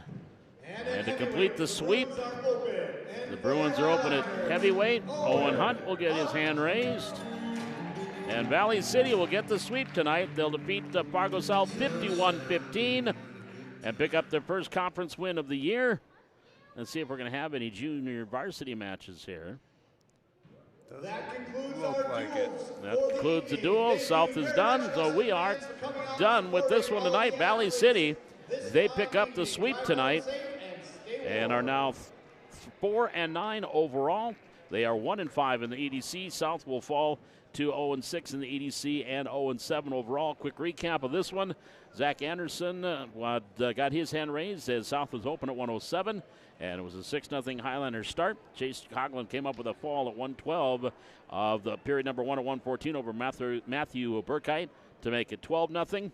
We were both open at 121. Highlanders are open at 127. South got the forfeit to make it 12-6. Colton Grable, minute 12 fall in his victory over Anthony Fair at 133. That made it 18-6. And it was Hunter Undum falling to Jacob Seister 6-5, the final there at 139 to make it 18-9 of Valley City. Jaden Seward came up with a fall over Tim Lentz at 225, and that made it 24-9 after 145. Then at 152, Cruz Kapperman loses to Braden Brockman by fall at 536, made it 24-15. And then it was Carter Jewett winning 14-8 over Gabriel Sanchez. A little rally there late in that third period, winning making it 27-15. And then Ethan Miller at 172 getting a fall in 17 seconds over Brander Hilmert, making it 33-15. And then the Highlanders got 3 forfeits to round it out, winning 51-15. Well, Matt, what's coming up for Express Wrestling here? This weekend, kind of the first weekend of weekend tournaments. You know, weekend tournaments here on out till end of March. You know, then freestyle Greco goes to the end of April. So we got a lot of wrestling coming up. We got a lot of kids going to Moorhead tomorrow. We got some kids going to Fergus Falls. And then after that, we got a couple Aberdeen tournaments coming up. Our Express Girls Night is going to be February 27th. And our Express tournament here is going to be in Valley City on March 16th. Last year we had to cancel it, because it just seemed to not quit snowing out. And actually we had to postpone Girls Night twice last year. Yep, I remember that. So it's going to be nice this year. It's going to be perfect, and we're going to have no issues. Yep. And if we do, you can call me. I'm going to blame you now. Yep, you know where to find me. And again, for the Highliners, the Lisbon Starhawk Tourney coming up next for the boys and girls on the 19th and 20th. The next duel here at home for Valley City, January 25th against West Fargo. And it's going to be Buddy Night with Express Wrestling here at home against the Packers. And again, that will be a 6 o'clock start with junior varsity and the varsity to follow. Well, Matt, thank you for joining us. Appreciate you having. Absolutely. Thanks, Paul. It's always a pleasure to get a chance to talk to you. You want to start my car too? Yeah, I'll do it. Well, it's about 3 blocks away, so you'll have to walk over and start it.